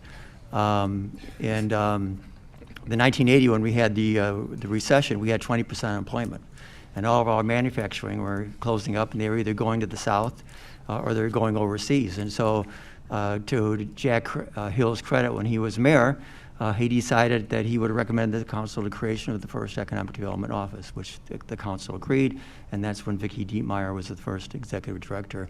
And we've been trying to take it to the next level ever since. But Aurora has been, I think, very good at being innovative and recognizing the need to say we can't rest on our laurels, that we need to continue to innovate and expand and achieve our goals. And I think Aurora has been the best for that, because we've been able to diversify and expand our workforce. My concern, of course, has been, as mentioned, the $5 million. I'm not sure. I don't think you even have a budget yet for that. And so my question is kind of twofold: will you be coming back for any more money? What's your goal long term? And two is, can we account some way with a budget of the $5 million that you're asking for? Because ultimately, even though we were able to negotiate a good deal with Cyrus, it is taxpayer money, and we need to be accountable here in the council. We want you to succeed. We want you to achieve your goals, which are our goals and our community goals, and take it to the next level. You mentioned AI. That's the next level. and we want to be there as well. So those are my couple questions and concerns that I have. Well, going back to, Sioux Falls, South Dakota was referenced. And going back to the 90s, their business, there was a partnership between government, academia, and the private sector. And they do 5-year capital campaigns. And those capital campaigns, they're 3 years into this current 5-year period. The organization said to do the work that had been outlined that they needed $15 million. Again, that goes back to $3 million a year, right? The business community said, we want you to do that and more. And so they raised $16.5 million. And again, the business community and the public sector has supported their work for decades because they are showing a successful track record. To Alderman Smith's point, I mean, if I'm invited to be back here and provide an update on our work, I will be thrilled to be able to come back and as often as I am invited, and to be able to tout the successes. Because if you look at Elevate Aurora, can you imagine a business leader who would continue to write $25,000 checks and more if we are not meeting the metrics, if we are not doing meaningful work? So no, we envision this $5 million as a one-time fund to start this transformation fund. And then we envision that the work that we are doing will be so impactful and that there will be so much buy-in to this work that we will be able to raise the funds that are needed to continue. And if there is some spectacular, great idea, we'll be coming back here and talking about, in order to do X, this is what we need to do. But again, this is not just a 1 year, let's just do X. This fund is setting us up in order to, we have spent a year figuring out what the needs are. We have identified these areas. We know the initiatives that will move the needle. We are continuing with this consulting firm with a strategic plan. Within the next 9 to 10 months, we will have, we'll have all of your input. And you said, you've only known about this a week, and other people have been involved since January. So there's a hodgepodge of who knows what and who hasn't, and I take responsibility for that. Part of it was when we started in January, we didn't know what the organizations, what their appetite was going to be for this. And I will tell you, I think we talked about this last week. You have a community like Rockford, it took them years to pull this together. So that's another reason why it's so important to get this transformation fund in place, to move forward with this consulting team, to launch these initiatives now, not when the strategic plan is done, but in steps. We will be starting in the first of the year. And the idea is that part of the story we're going to be able to tell, on a national stage as a best practice is that from start to, well, not really start, but the meeting started in earnest in January, and by the end of the year, we had the consolidation happen, and we had a transformation fund in place in order to do the work of this entity. That in and of itself is going to be a great story for Aurora. We need to continue to create opportunities to draw attention to Aurora and all of the assets that are here and all the good things that are happening. And that's how we attract the businesses. That's how we grow the jobs. So it will be something that $5 million, this transformation fund will be in perpetuity. I mean, this is not something that's going to be spent in 1 year. Mr. Mayor, if I may, just to Alderman, I'm quickly sorry, Mr. Adams. piggyback on that. This is the classic chicken and egg situation. So we have to plant the flag at some point to launch this initiative. The longer it delays, the less we're able to launch these initiatives. You can't really budget if you don't know what your initial investment is, whether it's from a public entity. We go out to talk to private sector folks to support. They're going to want to see, like in these other communities, what has the local municipality or council of governments or counties submitted to do this. So the $5 million was really intended to cover the startup and all the other bullet points that Kelly had on there. But to Alderman Franco's point, If it was a situation of 3 million and then come back for the 2, that could work, but we would need the 3 million up front so we can activate everything, while in real time, as we're doing now, we're putting together budgets, and she's putting together the org chart, and all the individual components are getting their house in order as well. So that could work, but again, I think we would have to have that commitment for the full process. Or Franco? Alderman Tolliver. All right, so thank you, Chairman. So I was not here last week, but I did get a chance to watch the council meeting on YouTube, and I thank you for taking the time earlier this week to kind of answer some of the questions that I had, because like you said, last week was a little crazy with all the technical difficulties and things like that. So just from what I've been hearing tonight, so Alex, humor me. Is this $5 million taxpayer money? It is not. It is not. And I'll tell you why. If you keep calling it taxpayer money, how is the origin of this money from any of our taxpayers? And I'm a taxpayer in this town. People forget that. This is not coming out of my pocket in any way, shape, or form. To continue to say that is not accurate. Correct, and that's It is exactly in why I fact, asked. however, because the CFO and city treasurer is standing right next to me, he said to humor you, so I'm going to humor you. He would run me out of the building if we tried to propose something. These are now city funds. They're part of the city asset. They're in the budget, right? They're just unallocated. And so in the process we're at now, we showed you the allocation we're planning. So they are not, with all due respect, gentlemen, I know you're saying, I know what you mean, but they are not taxpayer dollars. And great point, because the reason I asked is I think sometimes people forget that aldermen pay taxes too. So, we're. Last I checked, you Yeah, do. exactly. So, we kind of care about where tax money goes to, for that part. I think it's a great idea. Obviously, it's a lot of money. I kind of second the sentiments of Alderman Franco. Like, I think I would feel a lot more comfortable with the $3 million starting. Come back to us whenever that is with more of what the plan is, because again, I think it is a great idea. I had the chance to speak with 2 business owners in the last 2 days that actually called me to tell me to vote yes on this. They were, sharing their opinion. I asked them to come to public comment and speak because I think it would be helpful for the public to hear that.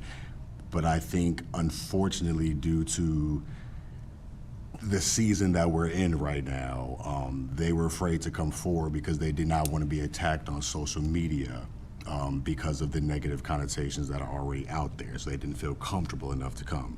So I wanted to ask those questions about the taxpayer dollars specifically because of that, to just kind of clear any misinformation that's out there. You had mentioned before about reports. Can we get an idea, are these gonna be like quarterly reports? Like, cause to me, it's about the transparency. I don't want anybody thinking we're, doing this in some quiet room or something like that. So what can those reports look like? Can they be quarterly? Can they be, what is that looking like for you guys? Even if you don't have the plan, solid plan Alderman, yet. is quarterly reporting publicly here, and then similar to what we've built into the Invest Aurora model in the agreement with the city and Invest Aurora, those types of accountable touch points and data points and report outs will come from this organization. Perfect. And then this may be a little bit outside of the scope, so if it is, just let me know. But like, Kelly, can you explain a little bit more about like, the incubator program? Yes. So many communities have an innovation center or an incubator, and what that allows is for residents that are entrepreneurs to have a space where they can create their product or offer their product to the public, and that doesn't exist right now in Aurora. So if you look in downtown Chicago, for example, are you familiar with 1871? So 1871 is really interesting in that 1871 was the year of the Great Chicago Fire, and when Chicago was leveled, of course, it was rebuilt with the newest, greatest, best. And so J.B. Pritzker, I was at the Chicagoland Chamber at the time, J.B. Pritzker identified members of the chamber staff. They went all around the world and they looked at best case examples, from Silicon Valley to an institute in Germany, literally all over the world. And they took those best ideas and they came back to the Merchandise Mart. They rented, I think at the time, maybe one floor, and they created this incubator. And they had 1871 has a component where there is a like a coffee shop, so because you hear about Silicon Valley and everybody works in coffee shops. And they have higher ed institutions that have offices there. They have 24/7 for entrepreneurs. There is a very reasonable fee, and they can work in there 24/7. They can literally, I have been there, they roller skate, they skateboard up and down the halls, and they let their creative minds dream up great things. They have programming. So they may have a great mind to come up with a great idea, but they may not know how to seed that idea. So part of what 1871 does is they bring in, venture capitalists, and they bring in experts to help these folks know how they go from concept to reality. So that's something that, again, is a need that we have here in Aurora that's not being done, that we will be doing. And I have more questions, but I'll take them offline because I know that you're more than willing to meet with us. But the last thing that I'll say is, let's say in that example, if I'm a photographer and I'm coming to this organization, maybe I'm successful, I don't have a brick and mortar yet, or maybe I do. How is this going to help me? Well, first, the reason that one of the benefits of being a part of any business association is the networking, as we go back to relationships. So being a part of this ecosystem, being active at the events, maybe offering your services, at events, and you build those relationships, and then you're starting to get hired, or maybe your work is starting to be purchased. But if you're just working in your house or your studio and you're trying to, get awareness, it's a much more difficult slog than coming in, or even today, having to go to 4 different entities and their meetings. Now we're going to have, bigger events, more coordinated programming, and the opportunity to really advance that networking that will happen by virtue of what we are putting forth and you can be a part of. Thank you. Alderman Lash. Thank you, Mr. Mayor. I'm going to try, I have a long list of questions. I'm going to try and narrow it down and keep them quick, and I'll try and tailor them so they can get quick answers. First, for finance, I know we're only talking about $5 million, but it was brought up that there's $16 million. Conceivably, this could be used for something other than economic development. So, for example, it could be used to pay for the $20 million road expansion for the casino on Farnsworth and Bilter, correct? It's not earmarked for economic development. We could use it for something like that to provide tax relief for the Aurora taxpayers. Well, dollars are always fungible. I'm sorry, Chris Minnick, Chief Financial Officer. Dollars are always fungible. However, I will state that one of the advantages that this offers over an allocation to a one-time expenditure, as we've talked about, this is seed money to develop programs. This is seed money to develop initiatives to help transform businesses and the city, and to give the city the tools that it needs to go to the next level and even the level after that. But legally, we could use it. Legally, we could use it for some other. It is unrestricted and could be utilized for any lawful corporate purpose. And just a question for legal. What we're voting on, the agenda item, is simply for the $5 million. We are not voting to create this entity. Is that correct? The entity is being created on its own at the marriage that you described, and we're only voting on That is correct. the $5 million. Yes, the Okay, allocation. that's how I understood it. I just wanted to confirm that. And the creation of the fund internally. Okay. And then I guess my big question is I've heard others mention a comfort with the $3 million. To me, I'm just going to tell you that's too much without oversight. So I want to say, I don't understand how, if you don't have a budget yet, you need $5 million. And I mean, I'm stumbling when others are saying this is rushed. To me, that seems rushed, right? You don't have a budget, but somehow you need $5 million. Well, again, I think it's important to understand the context. I mean, these organizations are not, it's not starting a restaurant. It's, it is a different animal. And what we have seen around the country is as these groups come together, there is expenses. That's where we go into those buckets where we have the startup funding. And then we know that these initiatives, we can show you the budgets from other organizations, and they are spending, $2 million with workforce or $3 million on innovation funds. So we need to have this money in the fund in order to be nimble, in order to attract other investment. We need to be able to have a strong a strong balance sheet rather, in order to really create the opportunities that are missing here in Aurora. And to put that money into, paying off roads as an example, that's not going to come back in a beneficial way, the way that investing in this kind of work will do. And there is oversight. I mean, there is plenty of oversight from the standpoint of the business community, government is going to be involved, and higher ed will be involved. And that money will not be released. That $5 million will not be released in one fell swoop. In terms of, and if it turns out to be 2 installments, we will happily come back and say, now we have identified the needs for this $3 million, and by virtue of capturing this other 2, it will allow us, to continue to build our fund.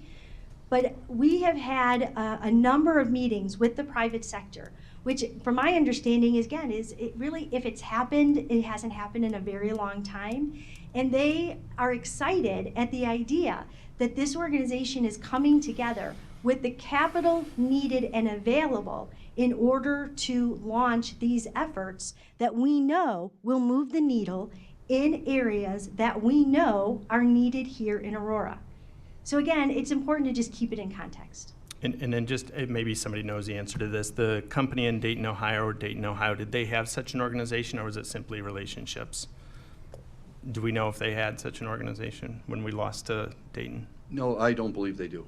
Thank you. But if I can respond to your proposed use of the 16 million, I think I said it earlier, and at the time, the 16 million clearly was replacement for economic development, us waiting at the site for something to develop from an economic standpoint.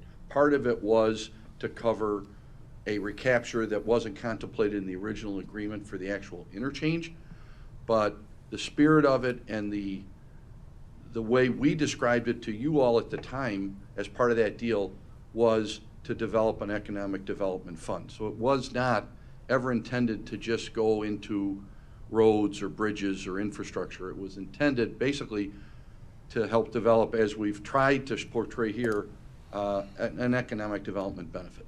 Okay, I just wanted to check But and we say agree to legally disagree, there's and no, that's you're right, but, and the trend that you mentioned, that this is a trend, the only trend that I see is we keep using taxpayer dollars to subsidize the wealthy. This isn't taxpayer but these are not dollars. taxpayer dollars. It's not taxpayer dollars. But we're using taxpayer dollars on the $20 million for the road instead of using it there, and we could. But we're not, all due respect, we're not talking about that right now. We're talking about $5 million of this 16 million. We, even though it's not part of this item, we have given everybody the preview of what's in our proposed budget, and that is how we're planning on allocating the 16 million. It is not coming from any taxpayer in the city of Aurora. That's a fact. Okay, so just for the rest of the council's opinion, if another council member wants to motion to reduce this, I would definitely second that and consider the number. Or if Alderman Barrera wants to make a proposal to hold this, I know you expressed wanting to study it more. Thank you. Alderman Warman. Thank you.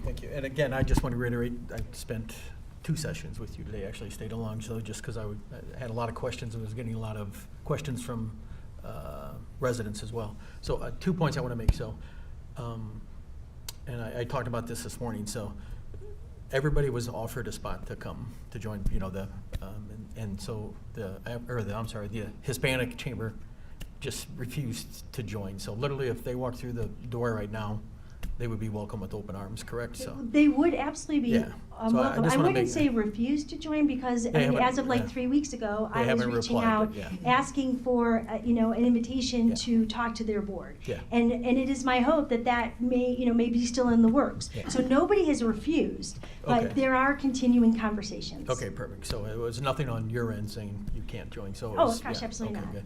And then the other misconception that I had initially is this, as it sits right now, 5 million. I think not only myself, but other people under the impression that this was gonna be used for like land acquisition or incentive for other businesses to come. This is literally just to build out another economic tool to drive business here in Aurora. So it's gonna be used for that, so. For Yeah.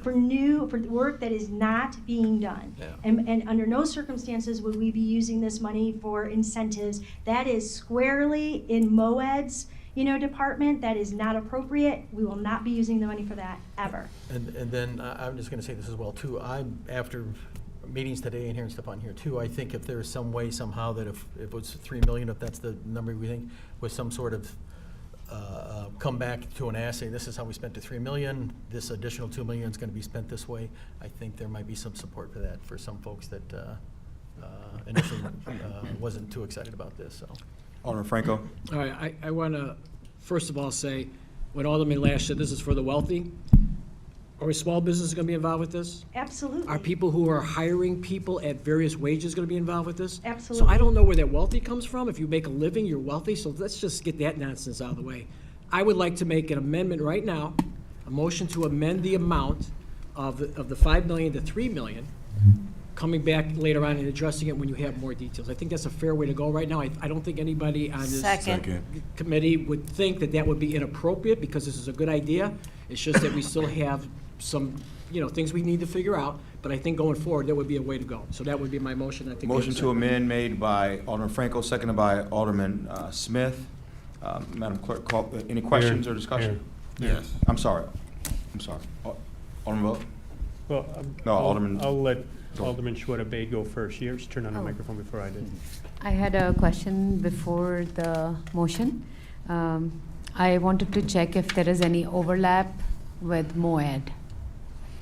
I would say it's complementary. And could you just expand? Yeah, so Where is the fine line? We are obligated by the agreement that is in place between the city and Invest Aurora to provide complementary economic development services. As an example, attraction has been delegated, to our organization. Part of what this AA has alluded to is, with the agreement for this coming year, we've asked for additional funding in order to do the economic development work, be able to go to the conferences, be able to get on the plane and do these sales missions. It doesn't matter if that economic unit is called Invest Aurora or if it's called the Aurora Regional Economic Alliance. The work will still be the same. We will still be accountable to the city for the economic development work that we do in partnership with MOED. So it's a very productive partnership. I am in awe of David Debo and how great he is able to structure deals and has worked so hard to bring restaurants and businesses, to Aurora. And I look forward to the work that we're doing with the Transformation Fund to complement the economic development team to go out there and even have a stronger story to bring businesses back. So again, it's not conflict, it's complementary. Okay, thank you. Thank you. I'm sorry, Alderman Bug. Yeah, I had a question also before the motion that might help us. So you brought up tonight, and I hadn't seen this before, that you're starting a 501c6, okay? Of course, I think a number of us are familiar with the C3 that has different parameters, laws you have to follow. And people have asked, what is different about a C6? Are you under the Open Meetings Act? What is a C6 and how that relates to us? And then I have a follow-up. So, Alderman, as you know, a C6 is generally the legal structure that is used for business organizations. And the three legal entities, there's really two legal entities that are needed to be successful in the kind of work that we do, and that is typical of the organizations around the country. There's a C6 and there's a C3. The C3, which currently Invest Aurora, is incorporated as a C3. And while, again, the name will change to the Aurora Regional Economic Alliance Foundation, the work as it relates to the Economic Development Unit, that will not change until we get different marching orders. In terms of the grant and loan portfolio that exists in the current C3, it will stay there.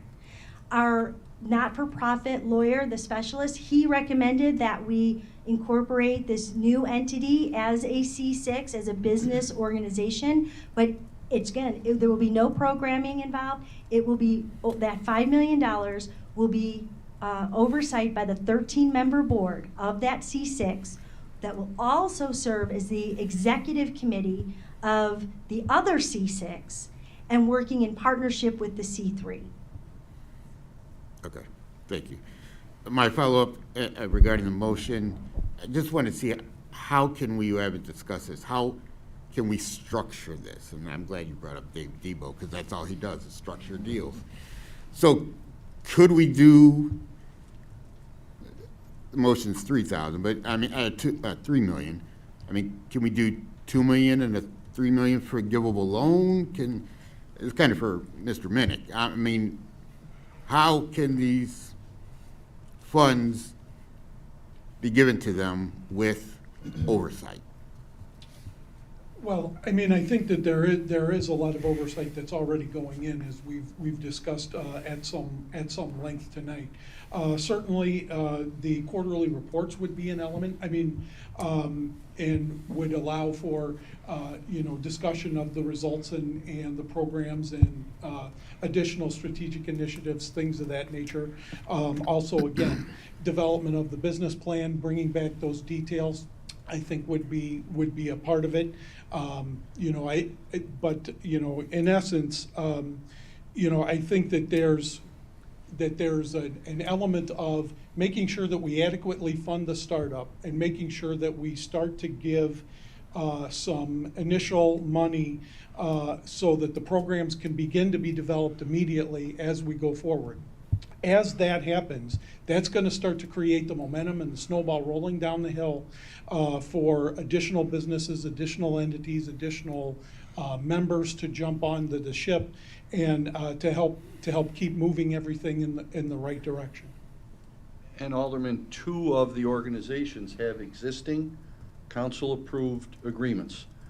The Invest Aurora has checks and balances in it, and the SSA agreement between the city and Aurora Downtown. So those 2 will continue as part of this overall framework. So none of that is going to diminish just because we're going into this umbrella organization. Those will still remain. So the same goals, objectives that all of you agreed that we presented when we amended and improved the Invest Aurora, and I think it was 2 or 3 years ago, I don't remember, AV is over there, when we amended the Aurora Downtown Agreement. So those are not disappearing. Those accountabilities will remain. Right. And I was just talking about the 5 million or whatever form of 5 million. Yeah. Correct, but they're going to be part of that umbrella that's going to benefit from that $5 million. Alderman Siakos. Thank you, Mayor. I think there's a big benefit. Well, again, first of all, thank you so very much for taking my call way past dinner time.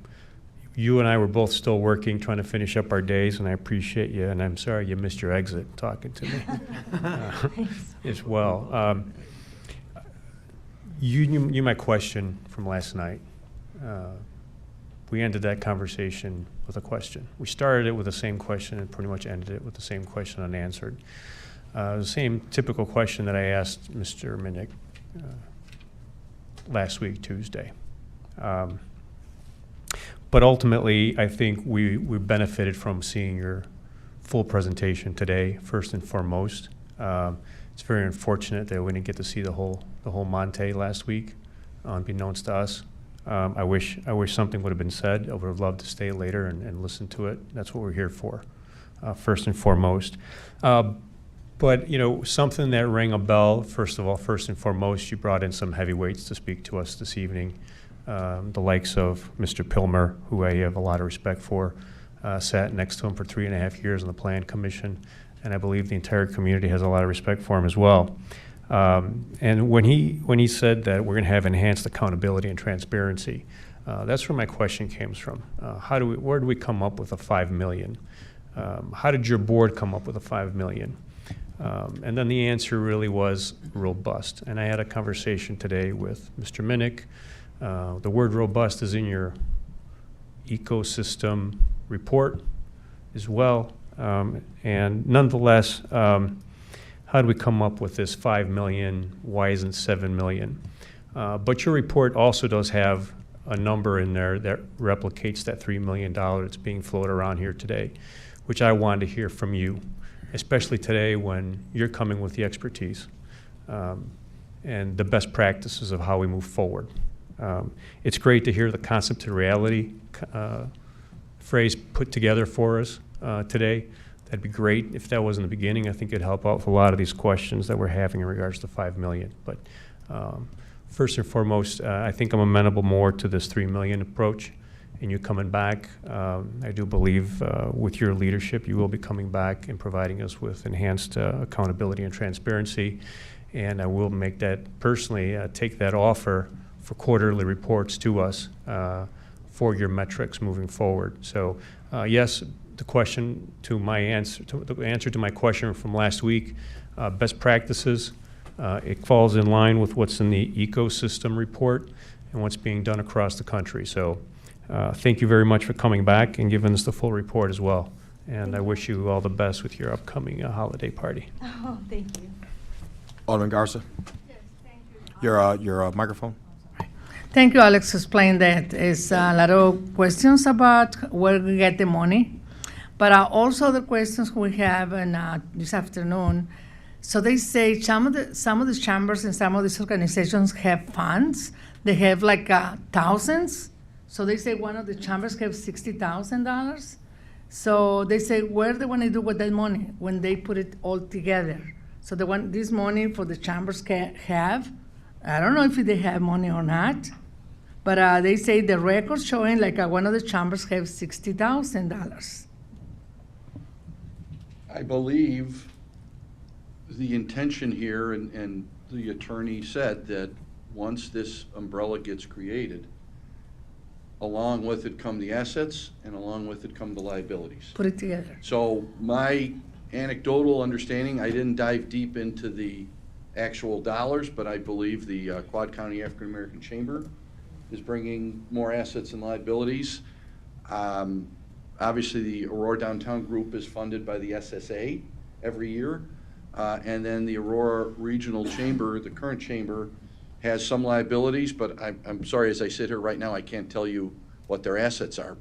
But we know, for example, many, many years ago, and Alderman Seville, I'm sure you remember this, with the way that the 43 to 49 West Galena garage building got built out, somehow, some way, even though it's owned by the city, we pay rent for Invest Aurora and other groups to use the office space at 43 West Galena. So that odd little maneuver came from the way it got funded, where the chamber was the one that took out the construction loan to build out the office space. So that will also go away because those liabilities will come back under the umbrella. Right. So you're right, Alderman, there are, Okay. we're taking the bitter with the sweet here. Yes, and the other one is, so in case the Hispanic Chamber of Commerce not respond, so I want to make sure, so they still, Hispanic businesses welcome, right? Absolutely. So everybody, no one want to be turning back. Never. So Greeks, Italians, Mexicans, everybody, right? Everybody want to be I would welcome hope we're to not that. going to ban the Greeks. I would be upset. Okay. Germans too. All right, thank you, thank you. Thank you, Mayor. Alderman Seville. Yes, two things, Mayor, briefly. One is, I agree with what Alex said. When the city council voted to build the interchange, it was for economic development and economic development only.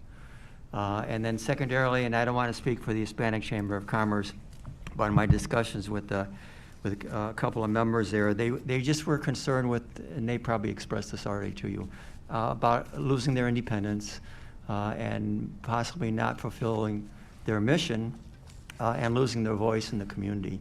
So I'm sure in the discussions that you've been having, you've discussed that and will continue to discuss that. I, for one, have enjoyed the independence of the respective chambers over the years because it's good to hear another voice once in a while speaking. And telling the city council maybe yes, or that's a good idea, or maybe no, not so much. So I am concerned with losing these four right now independent voices on how we can have good interchange and dialogue between the new one, the city. So. But I do think you need to balance that with the idea that none of these organizations have the capacity to really champion the initiatives that will move the needle in critical areas. And that's why this organization can be so instrumental to moving Aurora to that next level. So, we will make sure that, if the Hispanic Chamber stays as an independent organization, as I mentioned in the beginning of my remarks, we will be offering different kinds of programming and ways for Hispanic business leaders to be involved, if they choose to do so. The same with women-owned businesses, minority-owned businesses, large businesses. There will be programming and initiatives that will touch on all of the different business sectors. But what this transformation fund is targeting is work that is not being done. You've got the Quad County African American Chamber with no staff. It has bylaws that outline committees that are not meeting because there is nobody to do that work. I mean, without this transformation fund, without everybody deciding that we are going to position Aurora to be more competitive, time just is slipping by and slipping by. Alderman Lash. Thank you, Mr. Mayor. I'll try and keep it quick, but the last time I spoke quickly, I didn't hit all my points. I just wanted to flesh out what I was talking about the expansion of Farnsworth, because that is an economic development expenditure. It is being done to accommodate and improve traffic flow for both the casino and the outlet mall. So it is an economic development expenditure. And what I was saying about the taxes is that instead of using this money, we could be using that to provide tax relief for the Aurora taxpayer, but instead, the Aurora taxpayers are going to have to pay. And both the casino and the owners of the outlet mall are both very wealthy. So you better understand my statement there. Well, actually, that's not true. Would you explain that there was a plan to expand Farnsworth well before the casino, and it's going to involve it's going to involve expansion there and builder based on residential that's going to be built. If the casino wasn't built, we'd still be doing this expansion. That is correct, Mayor. So you don't know what you're talking about. So And secondly, when we talk about economic development, and we talk about how this $16 million is going to be spent that was for economic development that we negotiated. This is, and I use the term found money, this was not supposed to happen. It's because me and Alex Alexandru sat at a table with these people and forced the situation and said, we want you to look out for Aurora, and we asked for an amount and we demanded a particular amount because we are worth it, and we got that money.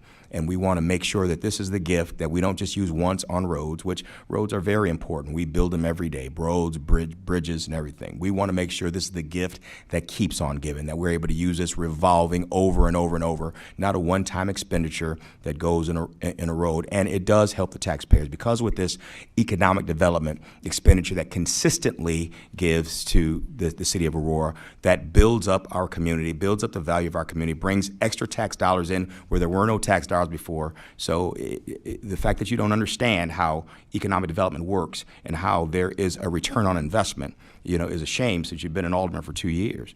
But there is a return on our investment, and we will see it with this economic development, especially with the incubators and investment that you can see, touch, and feel, where our local business people, not rich people, people that don't have the opportunity to have a brick and mortar or even have an opportunity to start their business, but for these efforts that we are taking, we want to give those people a chance. So there's a motion and second on the floor. There's a motion and second on the floor to break this up, reduce the $3 million, the first tranche, and then come back later for $2 million. We have a little bit more information. Madam Clerk, call the roll. Alderman Barrero. No. Alderwoman Garza. No. Alderman Masiacos. Yes. Alderman Donnell. Yes. Alderman Franco. Yes. Alderman Seville. Yes. Alderman Tolliver. Yes.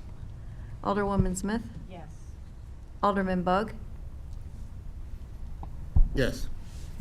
Alderwoman Bade. Yes. Alderman Lash. No. Alderman Warman. Yes.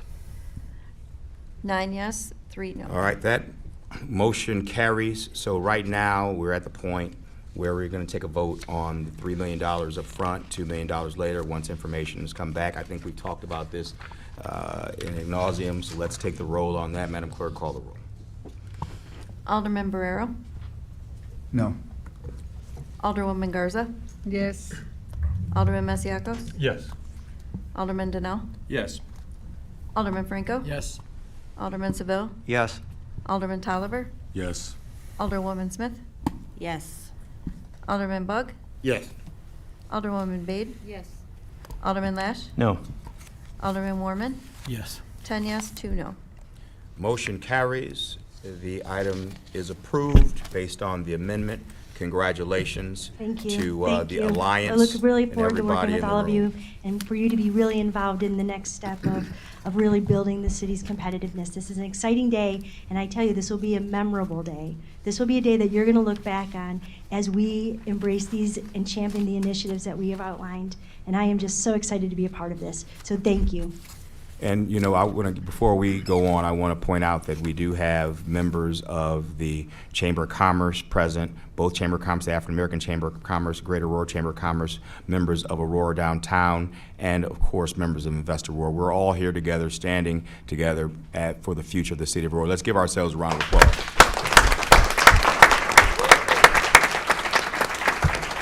Thank you all. Thank you. All right, thank you. Now let's go on to, do we have a last item? Read the next item, Madam Clerk.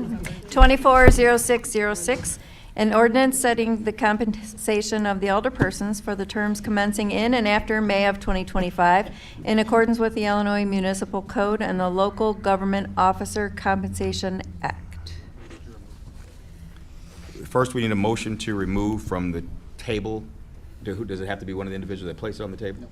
All right, a motion to remove this item from being tabled. There's been a motion made by Alderman Smith, second by Alderman Lash. All right, so a roll call for it to be moved from the table. A roll call for the motion that it be removed from the table. Alderman Barrero. Yes. Alderwoman Garza. Yes. Alderman Masiacos. Yes. Alderman Donnell. Yes. Alderman Franco. Yes. Alderman Seville. Yes. Was that a yes? I'm Yes. sorry. Thank you. Alderman Tolliver. Yes. Alderwoman Smith. Yes. Alderman Bug. Yes. Alderwoman Bade. Yes. Alderman Lash. Yes. Alderman Warman. Yes. 12 yes, 0 no. All right, the motion to remove from the table carries. Start this discussion. Where are we at? Mr. Mayor, if I may. Please. So, if we can recall, a couple weeks ago, we had a motion on the table. We approved the 2-year aldermanic compensation as opposed to 4-year. Good idea, great. Then we had a motion to first year from 531, I'm sorry, 6/1/2027 to 5/31/2028, a 27% increase with a 5% increase the subsequent year. That was voted down 6-5. Came back to finance. Finance talked about the numbers again. What we all were on the same page about was not the numbers necessarily, but the philosophy of trying to get us to a spot that we felt there was appropriate compensation. Hence, that's where we came up with the big numbers originally.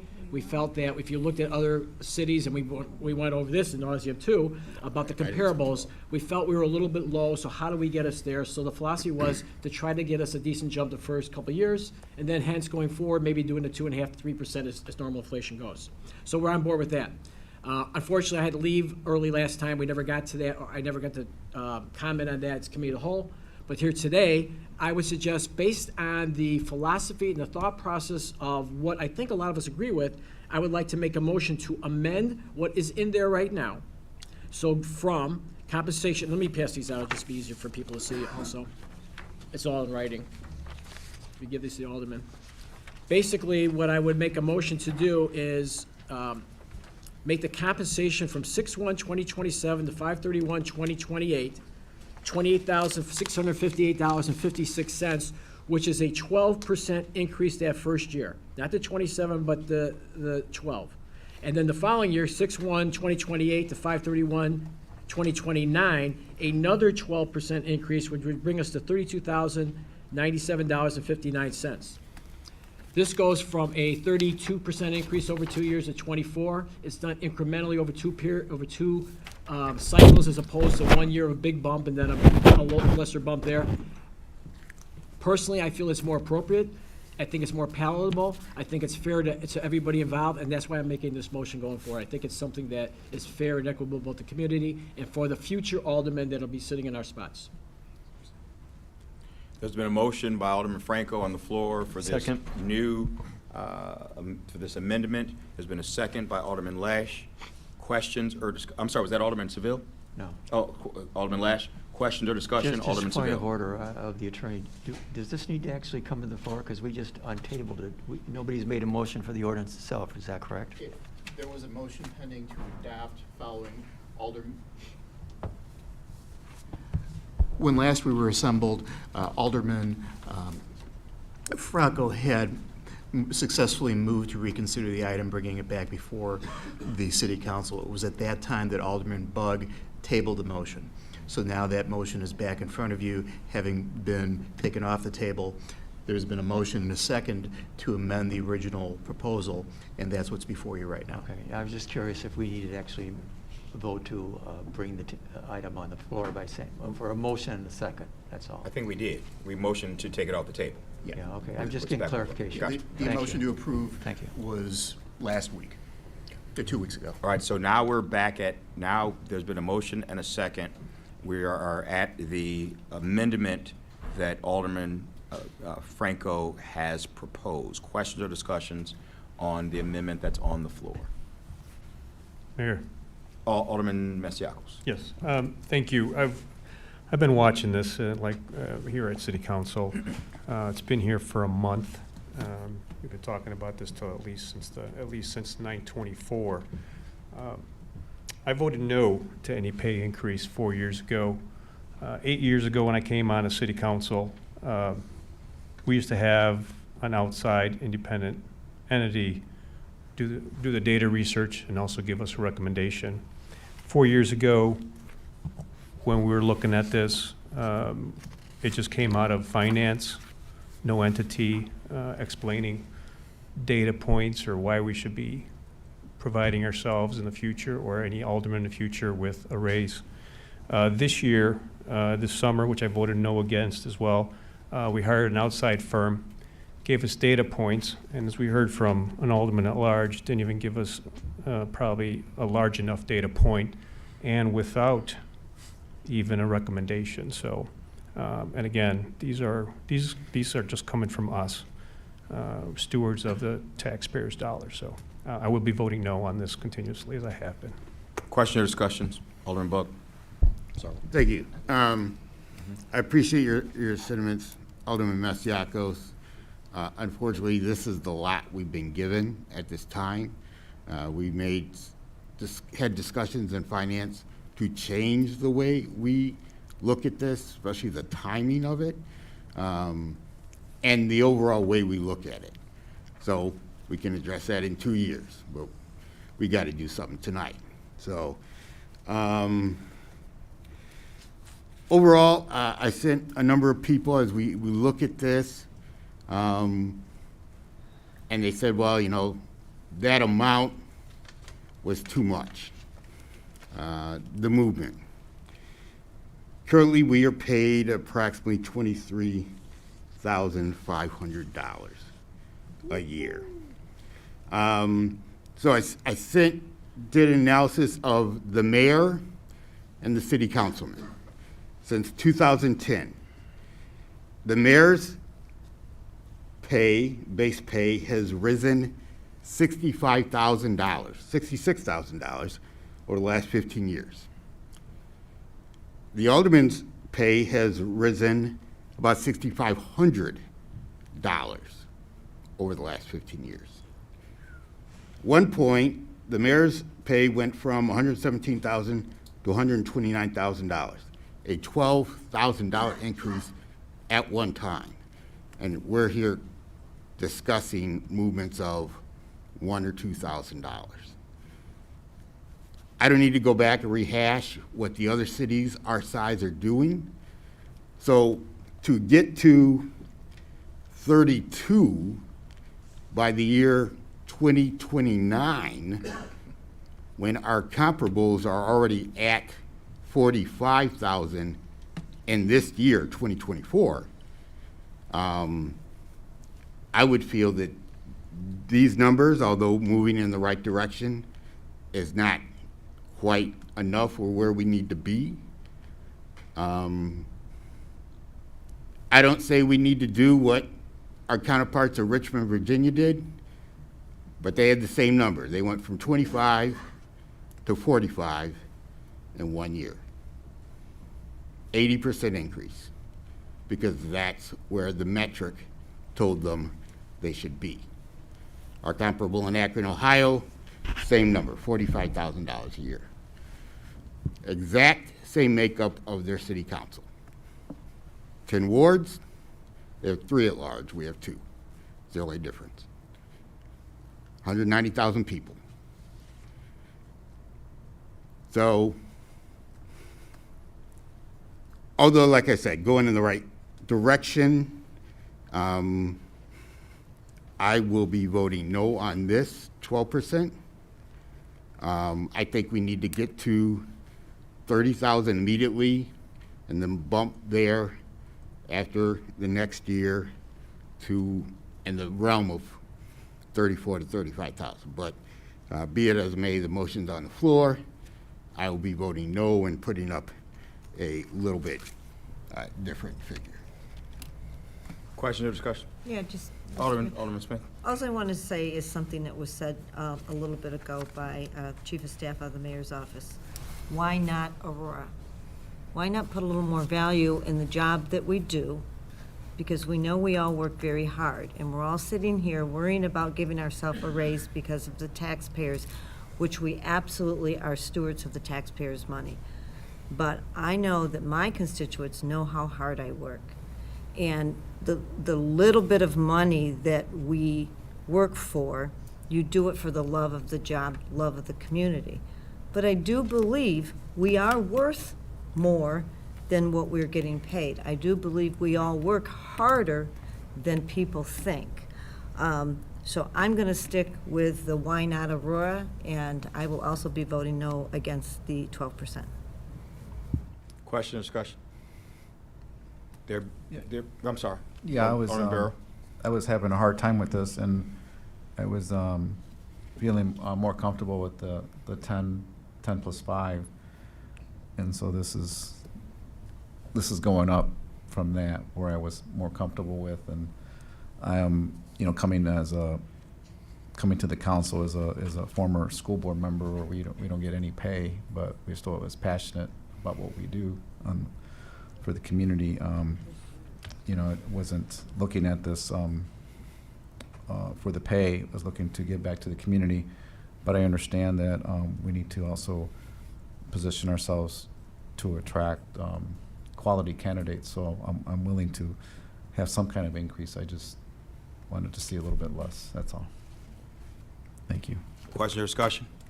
There being no further, there is a motion and a second on the floor for the amendment that was handed out to you that Alderman Franco outlined. Madam Clerk, call the motion on the amendment.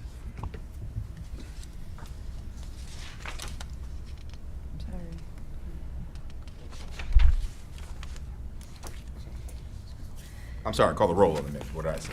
It's been a while. It's a long night. Call the roll. Alderman Barrero, No. Alderwoman Garza, No. Alderman Masiacos, No. Alderman Donnell, Yes.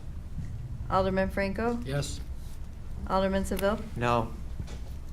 Alderman Tolliver, No. Alderwoman Smith, No. Oh, sorry. No. Alderman Bug, No. Alderwoman Bade, No. Alderman Lash, Yes. Alderman Warman, No. 3 yes, 9 no. All right, motion fails. We're back. Where are we back at? Back to the Council. table.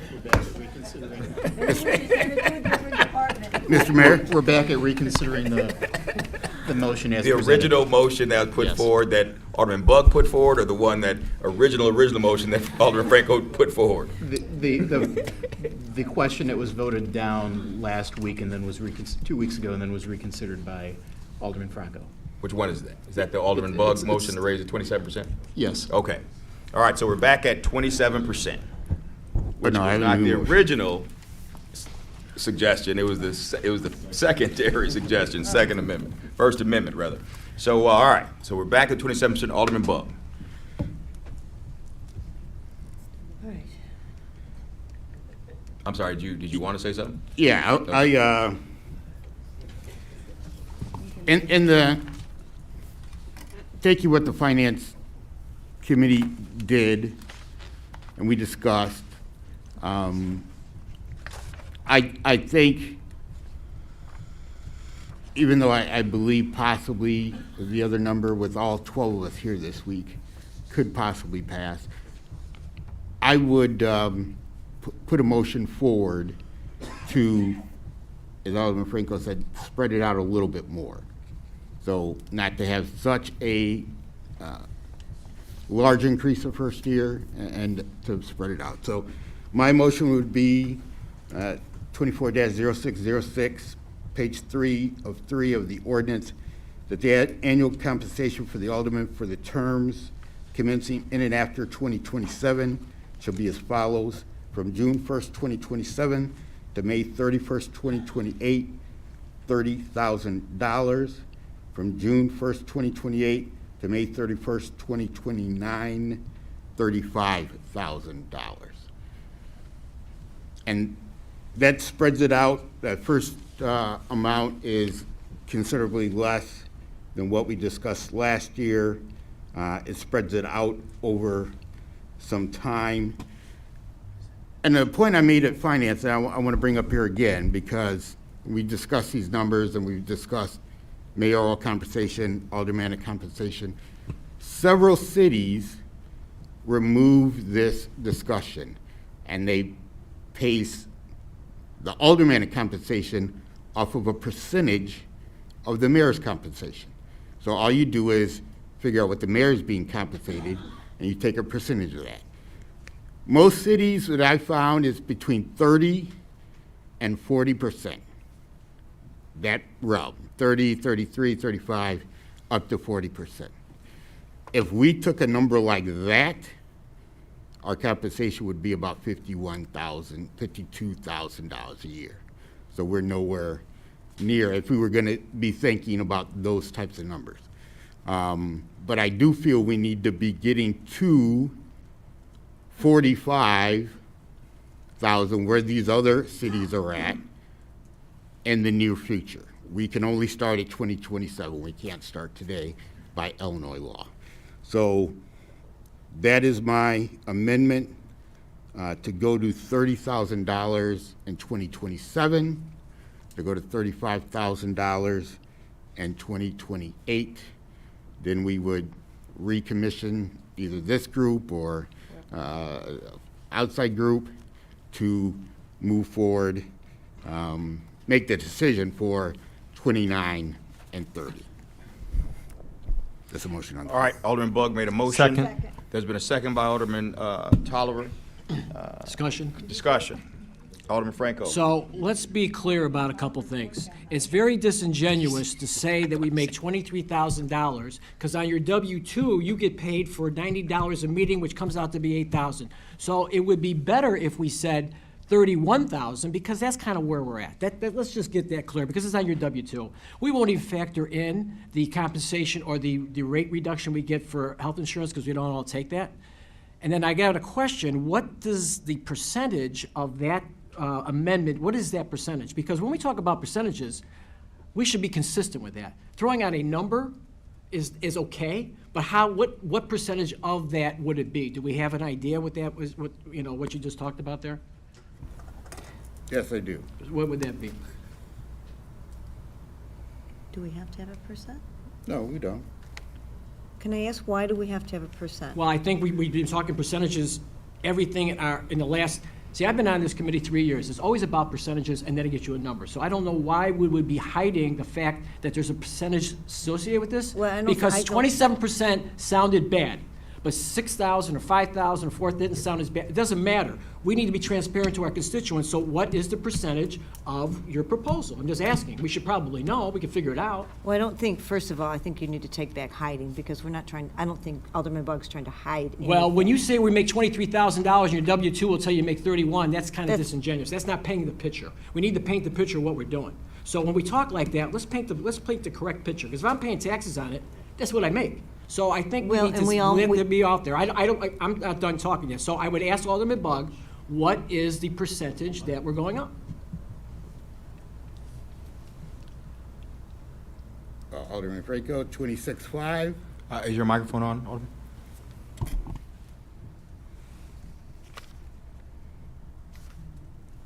25.5, up to 30,000. So the first year is 25.5%, is that what you're saying? No, that's what our salary right now will be in 2026. So Already you made a set. proposal for an amount of money. So from 25.5, what do we get? 25.5, 25.6. Right, what, to the point, the amount that you're proposing, what is the percentage jump? That's what I'm asking.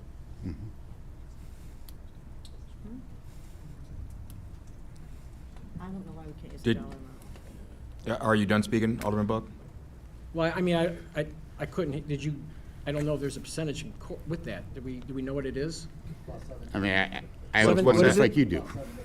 17%, okay. That's kind of what I wanted to know. I just want to know what we're going up there. I think everybody should know that because we work in percentages for the last 8 years. So, all Okay, right, so so Tom- 17.5, and then the second year would be?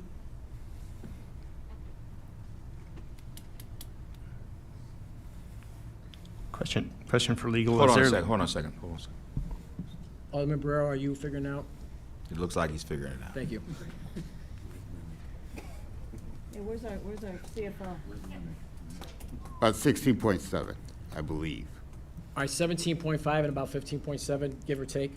Is that what we're looking The at? first one is 17. Okay, all right. So that was my question going forward. I think that's important that we do this because when we work in percentages and then all of a sudden we don't, it makes a difference. And I just think we should be consistent going forward. All right, So Alderman- so that's all I had to say. All right, Alderman Smith? Yes, so if we want to be transparent, when we do, because, what we're going to see on the head of the newspaper tomorrow is Alderman give themselves a 17% raise.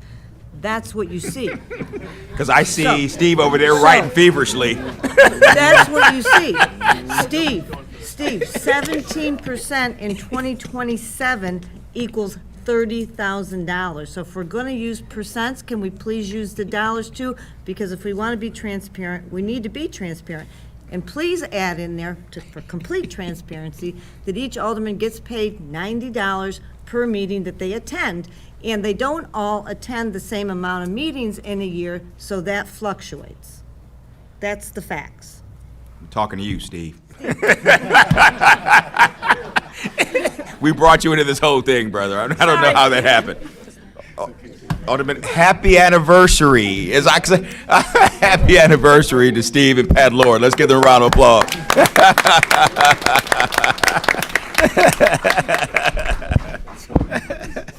Alderman Lesh. I voted for Alderman Franco's amendment because I thought it was a nice middle ground. I'm going to support the amendment that Alderman Bug has also put forward. It is true that the metrics on this were not perfect, but the company that we hired and the amount of money we gave them, they did give us metrics, and those metrics said that the mayor's pay was at the highest, the alderman's pay needed to be brought up, and I'm willing to work in that direction with reasonable proposals. So I will be supporting this as I supported Alderman Franco's amendment. Any other questions or discussion? All right, just to be clear, we're going on Alderman Bug's amendment, the third amendment, and this is to raise it up to $30,000. We said it's 17-something% in 2027 and 2028 or 9?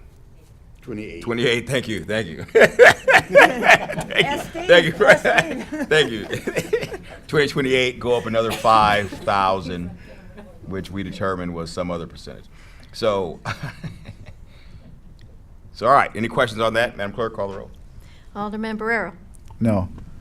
Alderwoman Garza. Yes. Alderman Masiacos. No. Alderman Donnell. No. Alderman Franco. No. Alderman Seville. No. Alderman Tolliver. Yes. Alderwoman Smith. Yes. Alderman Bug. Yes. Alderwoman Bade. Yes. Alderman Lesh. Yes. Alderman Warman. No. Oh, 6 yes, 6 no. decide who gets the raise. 6. Mr. Mayor. I don't have nothing to do with this. It ain't got nothing to do with me. Well, you know, I will say this, because there's no consensus between the aldermen and the direction that you want to go in. And now, having been an alderman myself for 10 years, I recognize the hard work that you put in and the value of the hard work that you do every single day and every week for your residents. I would hope that you all recognize that on somewhat the same level. So, you know, if there's no consensus between the aldermen here. So hold on, let me confer with my conciliary over here. Get off the mic.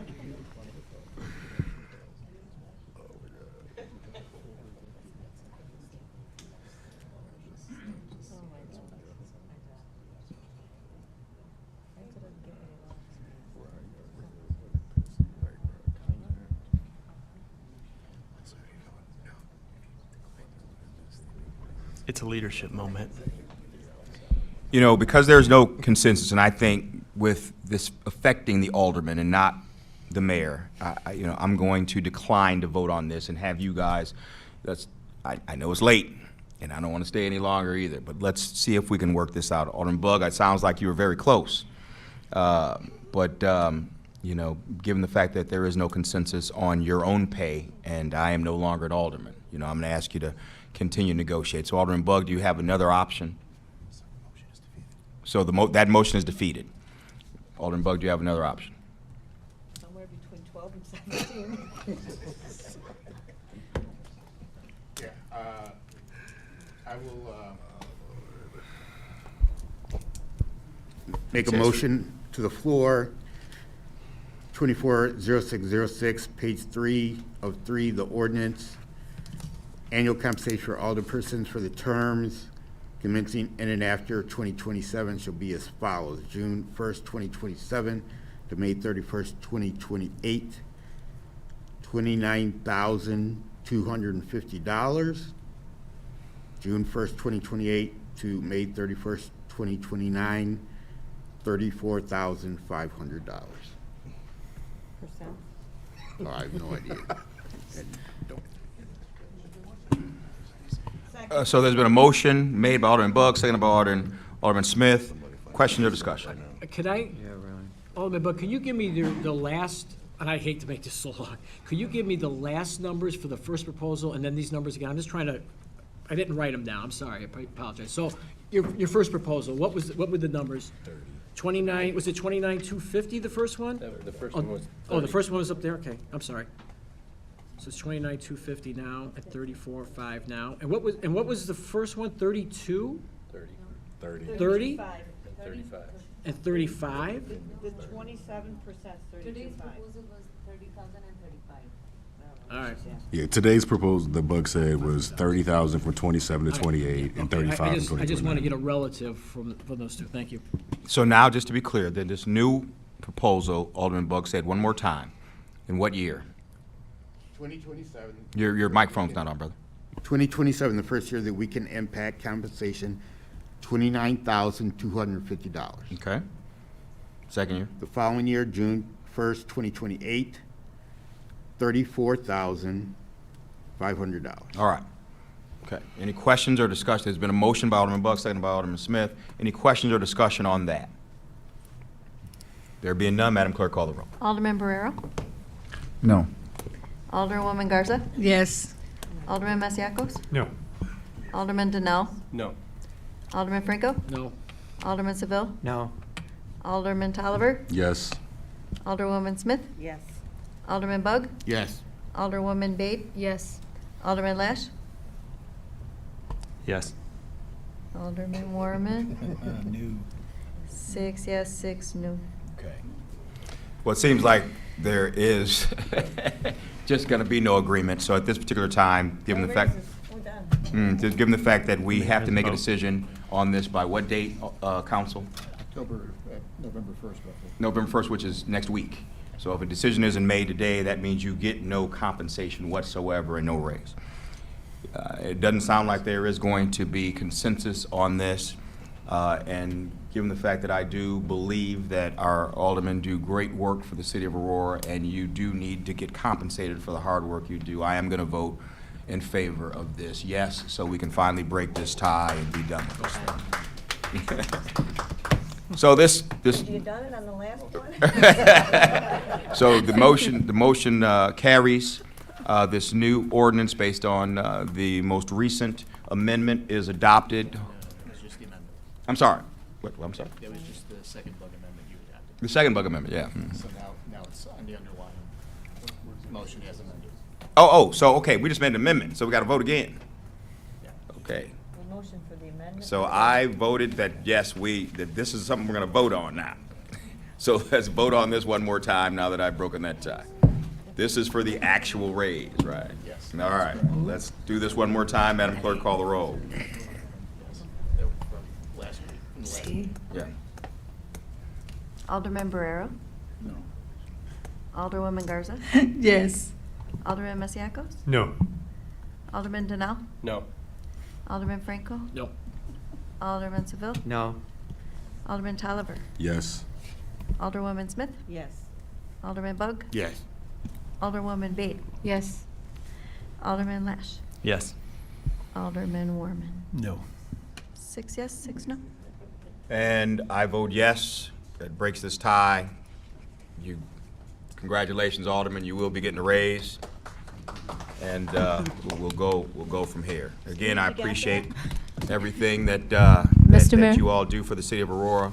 And I do believe that you should be compensated for the hard work that you do. And I'm glad we were able to come to some resolution, even if it took us a while to get there. Alderman Bay. Mr. Mayor, I just wanted to say thank you to Alderman Franco and Alderman Bug. They brought a lot of information, and we've been discussing this issue, same like puppy mill issue last year or a couple of years ago. It's really very important, and I want to say thank you to the Finance Committee too. All right. Thank Great you. job, Finance Committee. Let's give them a round of applause. They do hard work. And I know they're working hard now on our 2025 budget. So let's go on to the rest of the agenda. There is no new business today, no reports. Motion to pay Is the there a bills? motion to approve? There's been a motion to approve and pay the bills by Alderman Franco. Seconded by Alderman Smith. Are there any questions or discussions on the bills? There being none, Madam Clerk, call the roll. Alderman Barrero? Yes. Alderwoman Garza? Yes. Alderman Masiacos? Yes. Alderman Donnell? Yes. Alderman Franco? Yes. Alderman Seville? Yes. Alderman Tolliver? Yes. Alderwoman Smith? Yes. Alderman Bug? Yes. Alderwoman Bate? Yes. Alderman Lash? Yes. Alderman Warman? Yes. 12 yes, 0 no. Motion carries. Bills are approved. Motion to adjourn. There's been a motion to adjourn by Alderman Franco, second by Alderman Seville. All in favor? Aye. This meeting is adjourned. Again, happy anniversary, Pat and Steve. I know you didn't want to spend your anniversary hanging out with us till 9 o'clock. 41 years? Wow. 41 years. Somebody go over there and slap him on the back.